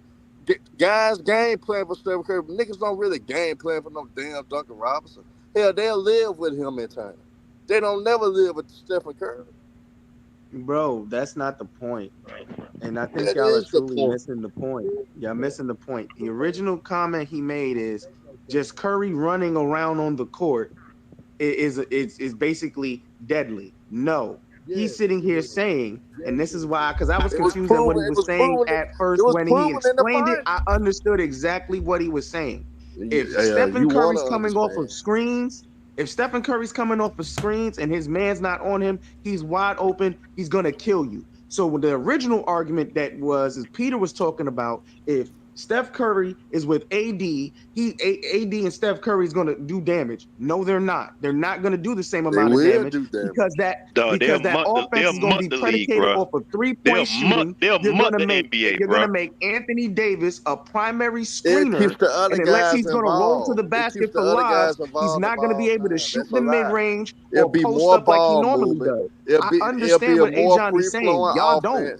It'll be a more free-flowing offense in LA. No, it won't. More guys will get more opportunities. Anthony Davis will get more easier buckets than what he's getting now. The offense would be more. It'd be more ball sharing. Everybody would be involved. Who is getting them these shots? That's the problem. Who is passing Stephen Curry the ball after getting a screen? Who is passing the ball to Anthony Davis? Well, y'all sad, man. Y'all really don't That's watch the not game. sad. That's Y'all really don't basketball. You watch Ask the guys me game. my aren't Hold on, wait a answering minute. the question. fucking question. God damn. Answer Listen, Johnny's question. I this ain't is got to what answer y'all. Hold shit on, wait, because no, no, no, no, nobody no. ain't Y'all ain't answer gotta answer Peter. shit. Y'all ain't gotta answer shit because Nobody this is ain't what answer I'm Peter. tired of y'all with I'm this tired of bullshit. y'all. I'm tired of y'all. Now you want to Herm, answer? Y'all been running around Peter shit the whole time. no, listen, listen. The idea that Stephen Curry, this is the conversation, ladies and gentlemen. This shit's crazy. Curry running without a basketball is the conversation. For some reason, people believe Stephen Curry has some special aura where he is running around the basketball court without a basketball, and that makes him elite and different from anybody else. That is false. The same exact reasons to why I say Stephen Curry was elite in what he did is what Herm explained when he has the basketball. When I'm comparing him to Duncan Robinson, when Duncan Robinson has the basketball, he does not have the ability of a Stephen Curry. He can't shoot off the dribble like Stephen Curry. He can't dribble like Stephen Curry. He can't create his own shot like Stephen Curry. But when Duncan Robinson is running around a screen and he is wide open for a three, he is just as efficient as Stephen Curry. That's what makes him elite, like Stephen Curry, at the same thing that y'all giving Stephen Curry for. But Any catch and shoot player cannot be left open. but my That's why problem you is my problem screen is them. y'all totally go to ignore what a coach said in the NBA Finals, basically saying that we so worried about Stephen Curry, we gonna make sure we got two guys basically watching this man But you all can't leave time. a three And we point was shooter if at we the was willing. 3 point line No, no, wide no, no, open, no, Herm. no, no. It, how they Herm, was game planning? If you watch the games and you saw it on film, when Stephen Curry was getting chased by defenders of Cleveland, you'll have another guy trying to basically already be there, so Stephen Curry wouldn't get the ball, even if he already beaten that the defender that's chasing him is already the defender, already ready to help to make sure Stephen Curry doesn't get a good look. So they was playing Kevin Durant one on Was one the he just whole running damn around without the series. basketball? Was he running off a screen? no, forget that question. This motherfucker literally just said that Tyronn Lue devised a defensive strategy to put two players on Stephen Curry without the ball, That's meaning what he you're leaving. said. Pull up the Okay, quote. Pull up the no, quote, he's not. Ajani. He's saying that he's watching Stephen Curry because, again, Stephen Curry is running through multiple screens. The why He's doesn't not. matter. You It keep does. harping on That the is the why. why. Why The Because you doesn't why guys, doesn't matter. matter. because you guys are avoiding the screens. This is why I get angry because that's a part of basketball. It's a skill to set a screen. It is an important part of the game to have screeners. To have a dude that can stand there and block the defender. That is very important. That's why Stephen Curry Hey is Johnny, dangerous without the ball. hey Johnny, if we teammates of LeBron, everybody on this panel teammates of LeBron James, right? All of us only average about 8 points a game. You think that's going to fairly display LeBron James as an all around player, even though he's skilled? But LeBron we has let nothing to do with why you can't no, no, average no, more no. than eight I'm points just per game. saying in general. I'm just saying in general because you're saying that everybody needs some. Everybody needs somebody, bro. I can't recognize the Steve Nash being the great distributor of the basketball. He doesn't have good teammates. He doesn't have guys that can shoot the ball. He doesn't have teammates that he could pass it to. Steve Nash would have never been recognized if he never played with great talent. So everybody needs talent. Everybody needs somebody to help them in some kind of way, just so they can use their skill set to dominate a game. So what's This is a wrong with perfect having a example of why screen to Go James screen? Kingdom exists. This is a perfect example why Go James Kingdom exists. This is a perfect example why I call myself the exposer. I am necessary in basketball. Nah, you got I exposed am today. very Crazy necessary for shit the you game of saying today. basketball The because crazy shit you basketball saying today, fans you crazy as can't talk hell. basketball. Listen, Crazy as the hell. conversation is basketball. We're talking setting screens, we're talking open man, and his thing is everybody needs help. I didn't say anything about help. I said you need somebody to set a screen for a guy who can shoot. Because the guy, that's what made Stephen Curry different from every other shooter before him. Was that every other shooter before him needed screeners. Stephen Curry doesn't. You can give Stephen Curry the Ray Allen basketball. didn't need a screen until he got older. And Ray Allen was athletic enough to get to the rim and dunk the basketball. That's why. And when he lost that Stephen Curry athleticism, gets to the rim as well. Stephen Curry is not dunking and getting to the rim and finishing like a Ray Allen was in Milwaukee or in his early years in Seattle. Like, what are you talking about, bro? Like let's keep it real. Like, Stephen Curry is a great off the dribble shooter. He changed that. He became that was something that we didn't see a lot of. We didn't see Curry was shooting off underrated the in finishing dribble. at the rim. Yeah, Curry you'd be is very shocked if you were to look at his at rim splits. You'd be shocked, there, Johnny. I think you would be. I'm not saying he can't finish. He is not. He's not But dunking over salute to nobody. y'all. I gotta go ahead. You got yes. Please go. Please go. Please go. Because Let me get your top 10, Herm. Let me get your top 10 before you go. Oh man, hey, this what I'll do though. I literally would take Jalen Brunson off, and I'm gonna go off the Wham. I'm gonna put Wemby at number 10. Name your whole 10. Name your whole 10. No. But I basically agree with A. John's top 5. Oh, okay. I'll take LeBron James out, put Joel Embiid there. And I'll take Donovan Mitchell out and put Stephen Curry. That's my top 10. And then Jaylen Brown too. What about Jaylen Brown? Now I'm gonna keep Jaylen Brown there because I'm gonna give him respect because he did win Finals MVP. He did play. He was great throughout that playoff run. So I'm gonna give him respect to keep him in the top 10. But I'm most definitely taking out Jalen Brunson. I'm gonna put a guy that will show why he's a top 10 player this year in Wemby. I'm gonna take out LeBron because he's just not a top 10 player anymore. I'm putting Joel Embiid there, and I'm taking out Donovan Mitchell and put Stephen Curry there because Stephen Curry is better than Donovan Mitchell. So that's my top 10. Y'all gonna be shocked when Wemby give y'all. Y'all gonna be shocked when Wemby give y'all another year like Bam been doing y'all. Y'all gonna be shocked when he doing what Bam does. So, but you know what? Let me let Ishmael in because Ishmael is a GOAT James Kingdom member, and I have been a little bit overzealous with this little stupid Stephen Curry off the dribble bullshit. I can't stand how people say Stephen Curry like oh my God, Stephen Curry's running without a basketball. Somebody get him. Go ahead, Ishmael. Go ahead, please. Yeah, I don't know about the I think the Western Conference is going to be competitive, so it's pretty hard to say where a lot of these teams are going to be placed. I think some teams gotten worse based on what they've done in the summer and the trades that's going on. I think Denver has lost some key pieces. I don't think they'll be the same as much, but yeah, I don't know.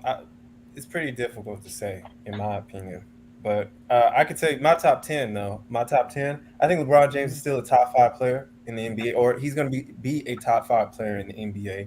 So I think my top 10 would be Luka, Giannis Antetokounmpo, Nikola Jokic, Shea Gilgeous-Alexander, LeBron James, Jason Tatum, Anthony Edwards, Kevin Durant, Stephen Curry.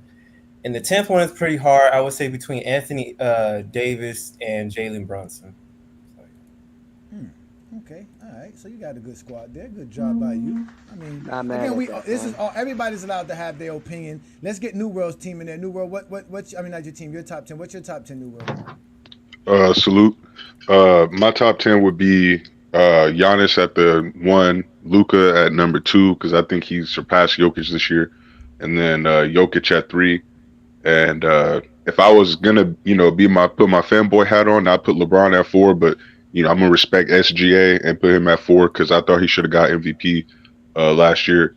If not Luka, it should have been him. And then I've got LeBron at 5 because he's better than Tatum. And then 6, I got KD.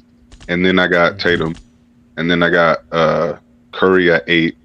And then at 9, I'm gonna put I'm gonna either put Embiid. I mean, I was gonna say Embiid, but I kind of do agree. Like he didn't really play enough games, but I guess we'll put Embiid right there at the. That's the 8 or 9. That's the 8. I think that's 9. 8. That's 9. Oh, okay, 9, and then for 10, I'm gonna put some respect on Jalen Brunson because I liked what he did when he stepped up after Julius Randle went out with injury, and he was pretty much carrying that team. In the Eastern Conference, so I'm gonna put respect on his name, and I'm gonna put him as a top 10 player because I think he's got something to prove this year, and he's gonna elevate. And then for 11, I got Wemby, for honorable mention because I think Wemby is gonna be great this year. I'm not 100% sure he's gonna be top 10, but I think Wemby deserves an honorable mention. I agree with that.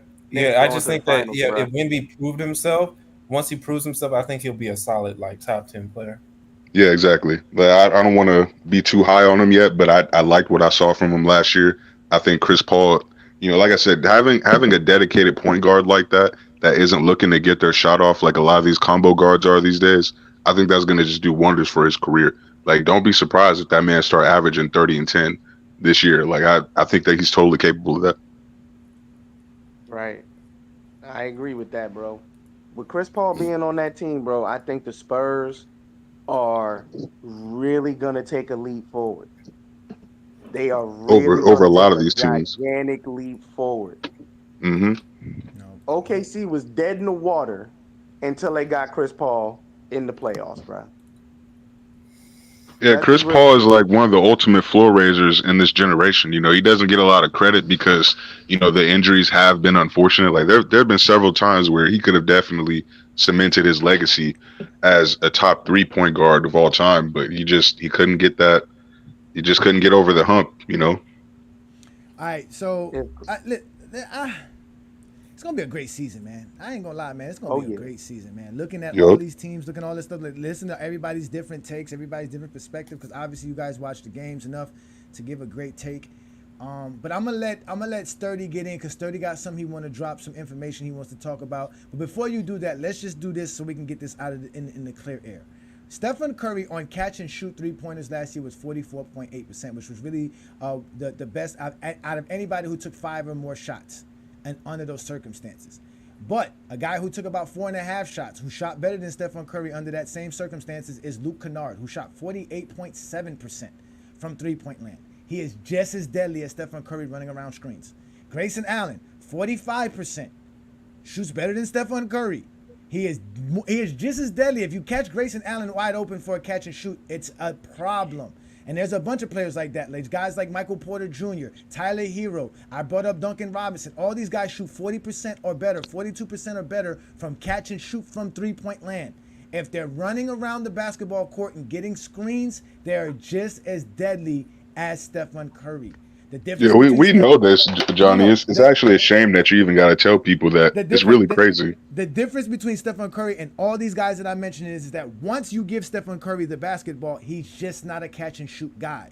Guys like Luke Kennard, Grayson Allen, Duncan Robinson can barely put the ball on the floor and create their own shot. So once you double team them and keep them from getting either the shot or you get to them before they can get the shot off, you actually did your job. The problem with Stephen Curry is it doesn't stop. Once Stephen Curry gets the ball, you have more of an issue. So you stopped him from doing the catch and shoot, but now he has the basketball, and it's a problem even on top of that. That's what Tyronn Lue was talking about. That at every aspect I don't have an of issue. the game, I don't have an issue with that. That's what I'm saying. So every you're saying aspect that of the game, you have to worry about Stephen Curry. So all right. So it doesn't seem like to me. It don't sound like we have much of a disagreement. Mm-hmm. I'm saying that him, working off the ball and utilizing off-ball screens, there's going to be a much more higher tendency for him to get doubled off the ball, right? Mm-hmm. Our only disagreement is you seem to think that I'm saying that's purely because of his catch and shoot ability, while you're saying it's because of his catch and shoot ability combined with what he can do once he gets the ball, which is what leads to him getting blitzed more than a Luke Kennard or a Grayson Allen or. Yeah, okay, I don't have those. No. It is the catch and shoot because when someone like Anthony Edwards is running around the screen, you're not trying to double team him the same way for a catch. Right, and shoot. That's what I'm saying. It's the fact that he has a combo. He can catch and shoot, and he can do something with the ball. His ability to be dangerous without the ball is because he's gonna get screens. That's the dangerous part. And the fact that he has a good screener like a Draymond Green or like a JaVale McGee or a David West or the Andrew Bogut, these guys set solid screens for him. You have to run around all of that if you're defending Stephen Curry. You're trying to stay attached to him so he doesn't get the basketball. So your main argument is that if you let Iman Shumpert stick Stephen Curry without screens, Stephen Curry doesn't get open. So your main argument is that AD is not a great screener. Or is not a good screener. So if you were to now you're requiring him to do something that he doesn't normally do. He doesn't have to do that as much. AD doesn't normally set screens? Not as much as he would have to do it with Stephen Curry. He wouldn't. All right. Who you running? Who's running around for the Lakers like Stephen Curry is? That's what I'm saying. Now I mean, can you even compare him to Draymond Green as far as setting if you would have screens? said Bam, that would have been a different story. Y'all make setting screens sound like Basketball. building a skyscraper or something. Like it's some. This is why I say I'm needed, because Zesty Jeffries have created this logic that parts of the game of basketball are null and void. Now screens mean nothing. Things that happen throughout the game, hundreds of times. There's more screens than shots being taken. There's more screens in the basketball court than anything else. It's just as much as dribbling. You just said, it's just as Ajani, important.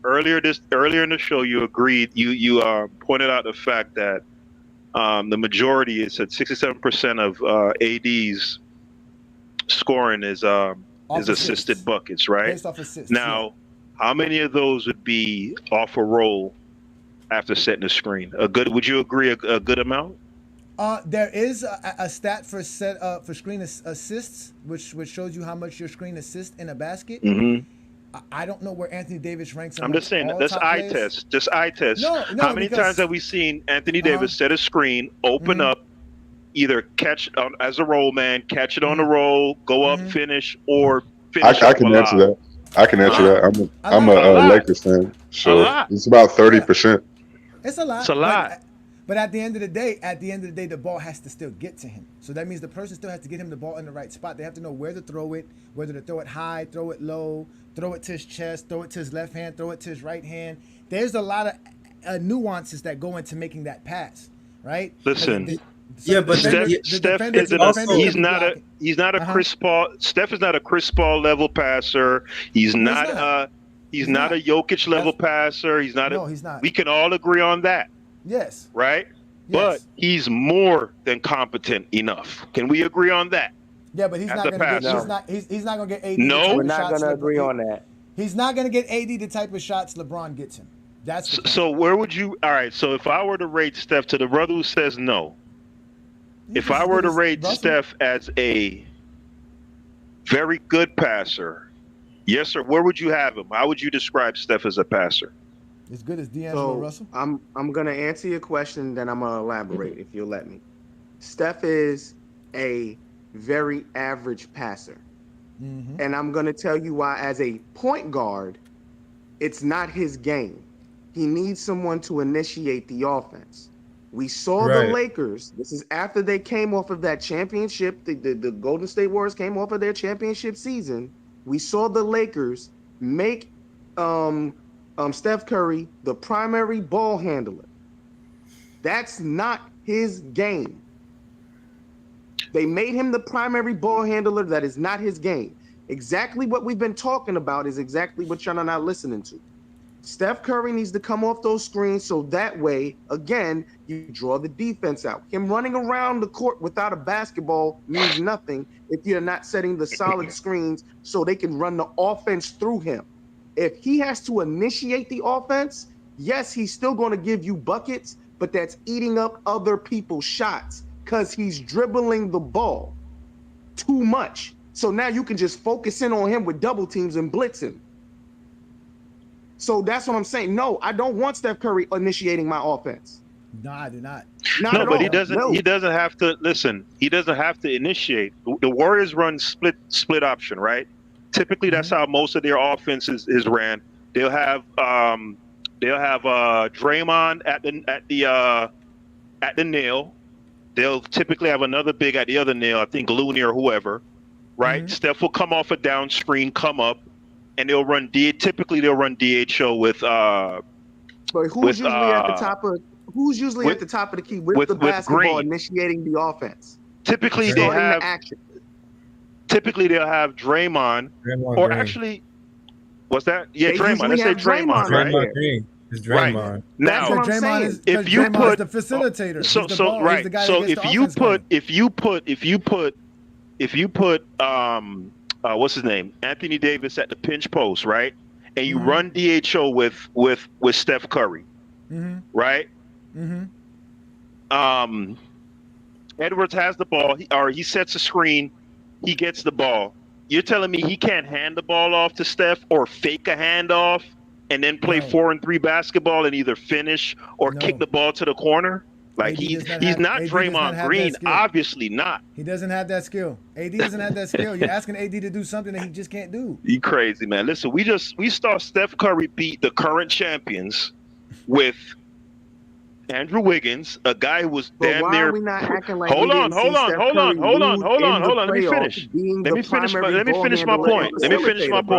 Let me finish my point. I'm not making an argument as him as the primary ball handler or whatever. I'm saying in the role that he functions in right now, we've seen him just 2 seasons ago defeat the current world champions. That is a fact, right? That's not a fact. And he didn't beat the current world. The current world champions didn't have the current world championship. Did not have Porzingis.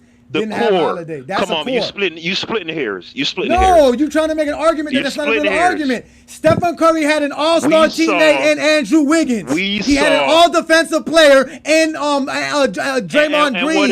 He's never won a championship because of his own validity. He's won it because he's always had a great team. Player. What are you talking about? Anthony Davis is not the ball facilitator that will get Stephen Curry the ball like a Draymond Green. Listen, man. They mutton the league with Anthony Davis, and bottom line, the league getting mudded, Ajani, and you know that. No, they don't. You bugging out, bro. That's why they gave Draymond Green an extension, because Stephen Curry needs Draymond Green. Johnny. What? That's why Anthony Davis got an extension. Draymond Green. He they needs call him like LeBron a backpack James. or something. They call him a backpack or something. It's because he's the Draymond Green jumper. Yeah, because he's like the facilitator on the team. He's the one he's that. He's the no, guy that's not why they call him. You're really gonna try to turn AD into a facilitator? That's not his game. He doesn't need to be. He'd finish a lot more than facilitate. So if he's running DHO. If he's running DHO in Draymond's place, he's not going to pass as much as Draymond. Those are going to be more jump shots and more finishing at the rim rather than kickouts and stuff like that. So he wouldn't function in the way that Draymond does. Easy to defend. Easy to defend. Set the screen. You set the screen. They would mud the league. Hold up, real quick. Steph Curry like a young lady at a Diddy party. That's how the league would get mudded. Standing right there. What's the argument here, man? What is the argument? The argument. Johnny is saying that. Steph would wash the league. Wouldn't win more than 47 games. That's a Johnny argument. No, they wouldn't. My argument is Stephen Curry needs Draymond Green. My argument is Stephen Curry running without a basketball is not fucking deadly. My argument is Anthony Davis is not making Stephen Curry better than what he is with Draymond Green right now. Nor is Stephen Curry going to make Anthony Davis all of a sudden some kind of a winner when he never won nothing without the GOAT. Stephen Curry needs a great team. Andrew Wiggins, Klay Thompson. Y'all act like he didn't have a team in 2022. They had a good team. Even he said it the year prior. Wait till we come back and everything is set up. The team that we got is good enough to win a championship. And they won it. Basically, y'all say Boston choked. Stephen Curry is Zesty Jeffrey's favorite thing right now because they can't trust Kevin Durant. They can rely on 2022. Before 22, none of these motherfuckers were screaming Stephen Curry. It was Kevin Durant, Kawhi Leonard. They have nothing. Stephen Curry is a great basketball player. He changed the game with his shooting. He's a very influential player in the game of basketball. But at the end of the day, what you guys give him is not reality. It is a false narrative. He doesn't have a gravity without the basketball. He doesn't have the ability to initiate an offense that can lead to a championship. We've never seen Stephen Curry initiate his team's offense and win the NBA championship. He's a good passer. He's not an elite passer. He's not a great passer. He's a good passer. If you want to turn Stephen Curry into a ball facilitator, playmaker, you are taking away what he does best, scoring and shooting.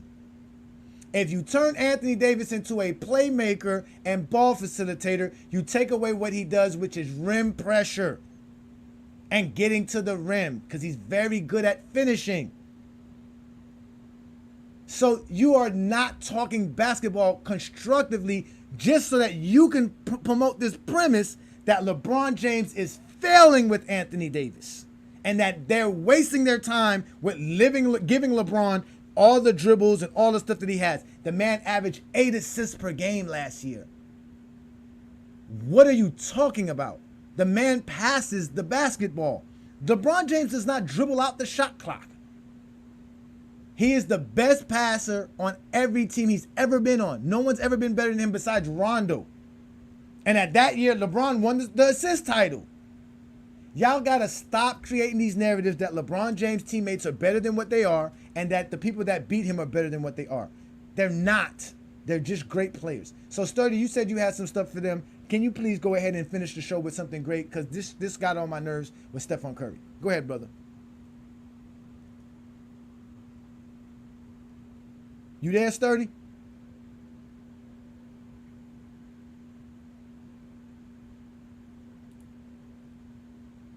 Yeah, they're mistaking him with James Harden. James Harden and Anthony Davis would probably play better than Stephen Curry and Anthony Davis. Because you got to know how to play the game of basketball. The game of basketball is played with teams, with players on the court. Screens are important. Setting a screen is very, very important. Yeah, I'm sorry, y'all. I couldn't have the conversation no more because the Friday night exposure is about to be over. I'm about to get the hell up out of here. Because, again, we are talking about basketball. And I like the game of basketball. And I don't mind talking Stephen Curry. But y'all got to stop this idea with Stephen Curry, man. Y'all got to stop it, man. He's not dangerous without a basketball. He's just an athlete running. That's it. He can't detach himself from anybody. Stephen Curry's not super fast. He's not Allen Iverson fast. He's not John Wall fast. So he's not detaching himself from his defender. If I put an elite defender on Stephen Curry, an athletic defender, and nobody's giving Stephen Curry a screen, Stephen Curry probably won't be able to get his hands on a basketball. Unless you give it to him coming out of bounds. So the screener is just as important, and the passer, because if Stephen Curry gets open and you don't get him the ball at the right time, he's not going to be able to get a shot off anyways. And then he's going to have to dribble and get a shot off, which is what y'all are saying LeBron James does, is just dribble, and waste the clock out. So what happens when Stephen Curry can't get his catch and shoot? What is he going to do? Dribble, till he can shoot. You don't have no problem with Stephen Curry doing that. Stephen Curry's not dribbling to create shots for his teammates. He's creating a shot for himself. When LeBron's dribbling, like Harden's dribbling, and Luka's dribbling, they're looking to create shots for their teammates as well. They're not just dribbling the dribble. They're creating the space. They know where the help is supposed to come from, where the rotation is supposed to come from. And if it comes from here, I'm going to go there. If it goes from here, I'm going to go there. Stephen Curry's not doing that. Stephen Curry's going to dribble, and see if he can shoot. If he can't shoot, he's going to try to get you to the paint so you can get a little floater in there. That's what he does. But he's not dribbling, getting the contact so he can pass the ball out and get players open. Why do you think Klay Thompson's having trouble? And the game of basketball is not that complicated. You guys make it bigger than what it is. It's a very simple game. There's dribbling, there's passing, there's shooting, and there's defending. That's the game. And then there's rebounding, which is a part of defending. That's the game of basketball. You have to set screens, bro. You have to set screens. Like, it doesn't make no sense. They ain't letting it go. Because I get into this conversation with Stephen Curry all the time. Let's bring up what Sturdy had here. I don't know if you're available, Sturdy, but this is what Anthony Davis does with LeBron and what he does without LeBron. So last year, without LeBron, Anthony Davis put up 28 points per game, 16 rebounds on 2 blocks per game. So is that supposed to mean he plays better without LeBron? This has got to be false. Because Anthony Davis averaged 24.7 last year. So how is he averaging over 25 points per game with or without LeBron? Where are you guys getting this information from? Sturdy, where are you at? I can't believe you with this one. Let me get these numbers. Because Anthony Davis, how many games Anthony Davis played without LeBron James last year? Do they even have that information for me to see? With or without LeBron, on and off? Let me see. On and off without LeBron James. Let's go ahead and look at this information here, ladies and gentlemen. Oh, this is on and off the court. This is not on and off with his teammates. I got to look that up. So Sturdy brought this up. Let me see what else he got here. Oh, they were going to give away. Oh, that's something different. Okay, let's go here with this one. Search 5 sites. Nikolai Jokic and Anthony Davis are both delivered standing out performances during their Western Conference first round playoffs. Joker's averaged 28 points per game, 16 rebounds, 9 assists, shooting 59% from the field in the 5-game series.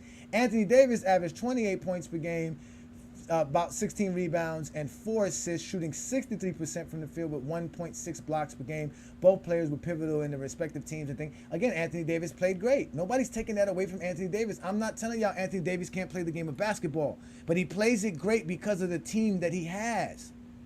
That's what y'all fail to realize. Like, y'all got to realize that Anthony Davis takes about 17 to 18 shots per game, and a lot of those shots are predicated around the offense that's feeding him the ball to the point to where he can score those baskets. Like, Bam is not taking 17 shots per game. If Bam was taking 17 shots per game, he can average 25 points per game as well. Same thing with Jaylen Brown. Jaylen Brown's numbers went down from the year before last, and he's not getting the same type of shots that Anthony Davis is getting. He has to create his own shots. He's not getting shots because somebody's passing him the ball in the right spot, and all he has to do is turn around and do a hook shot. And granted, that's what makes Anthony Davis great as a big man. That makes him one of the best big men in the league. I'm not taking that away from him. But Anthony Davis needs to show us more for y'all to put him in the category that y'all put him in. To the point where it's like the Lakers say, we're going to dump the ball to you and everybody get out the way. Watch what Anthony Davis do. The Lakers barely do that. A lot of that stuff is predicated on sets where they're setting up screens and they're getting him open on rolls, and then he's able to finish at the rim. A lot of his shots are off of offensive rebounds as well, too. He gets a lot of offensive rebounds and putbacks, which makes him a great player.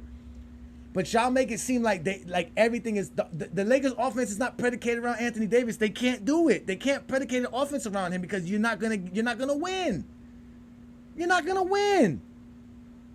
That's what I've seen. I've been watching the Lakers for 2 years straight, where I've been paying attention to the Lakers, and all I've been seeing is Anthony Davis this, and I don't see what y'all see when I see Anthony Davis play. I don't see it. Very talented guy, but he's not that dude. He needs LeBron James. He needs a point guard. He needs, like the guy who brought up here, CJ, he needs another big man so that he can be a big man. He's not that dude. He's great defensively. He's a great skilled player, but he needs help. He needs a ball facilitator to get him the ball. So, ladies and gentlemen, we're going to get up out of here because it was a great show. I want to thank everybody who did step up and show up. I gave everybody my top 10 power ranking teams for the year. That's what we have right here. And then I also gave you guys my top 10 players of the year, which I got to take Donovan Mitchell out because I didn't realize Donovan Mitchell did not play 60 games last year. And I was actually looking at the stats earlier today, and I didn't make sure to double check that. But at the end of the day, those are my teams. Those are my players. Y'all know what I do here in GOAT James Kingdom. I'm Ajani the Exposer. I am ready for anybody who wants to smoke. That's what obviously Peter brought up the right topic. Stephen Curry and all the bullshit y'all say about Stephen Curry. Because I'm tired of the lies. Stephen Curry is not a threat without the basketball. He's a threat with the basketball. He's an ultimate threat with the basketball. If you like the type of takes that I got, come on Sunday afternoon for the GOAT James Kingdom show with B. Lee and Ajani. We are Clutch Sports Hitmen. We attack all of the Zesty Jeffrey lies on every Sunday afternoon on the GOAT James Kingdom show with B. Lee and Ajani. This week's show, we're going to talk more about this year's NBA season. We're going to have some fun about this year's NBA season.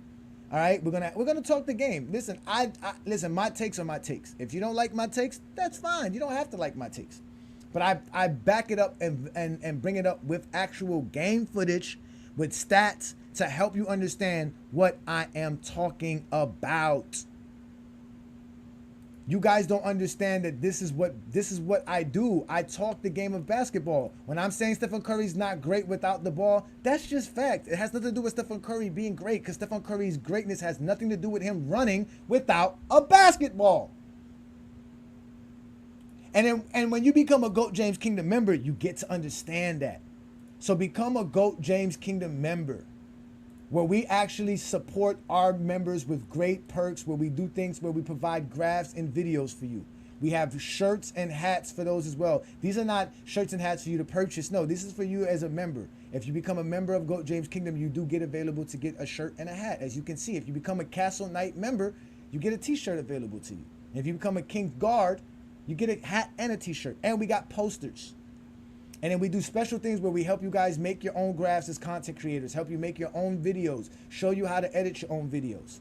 We do things like that all the time. We have special content and special material for all of our GOAT James Kingdom members. So please check out the GOAT James Kingdom membership here on the GOAT James Kingdom platform. Like I told you, this is what we do best. Also, look out for the Heat Hour, because y'all know I'm a big time Heat fan. Every Monday, I'll be doing the Heat Hour, and I'll be dropping a video on Monday nights to talk about my Miami Heat.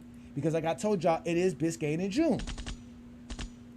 So y'all make sure to check out the Heat Hour on Monday nights right here on the GOAT James Kingdom platform, because this is what we do best. And ladies and gentlemen, it's been a great Friday night. I'm going to get up out of here. I want to thank all the members and all the panelists that showed up today. All of you guys are great. The conversation kind of went left, but that's fine. That's what we do best. But again, ladies and gentlemen, this is GOAT James Kingdom. You have now been exposed by the exposer. If you're a basketball fan and you're tired of basketball shows that talk about fake narratives and using non-basketball terms like killer instinct, playoff translation, gravity, come to GOAT James Kingdom.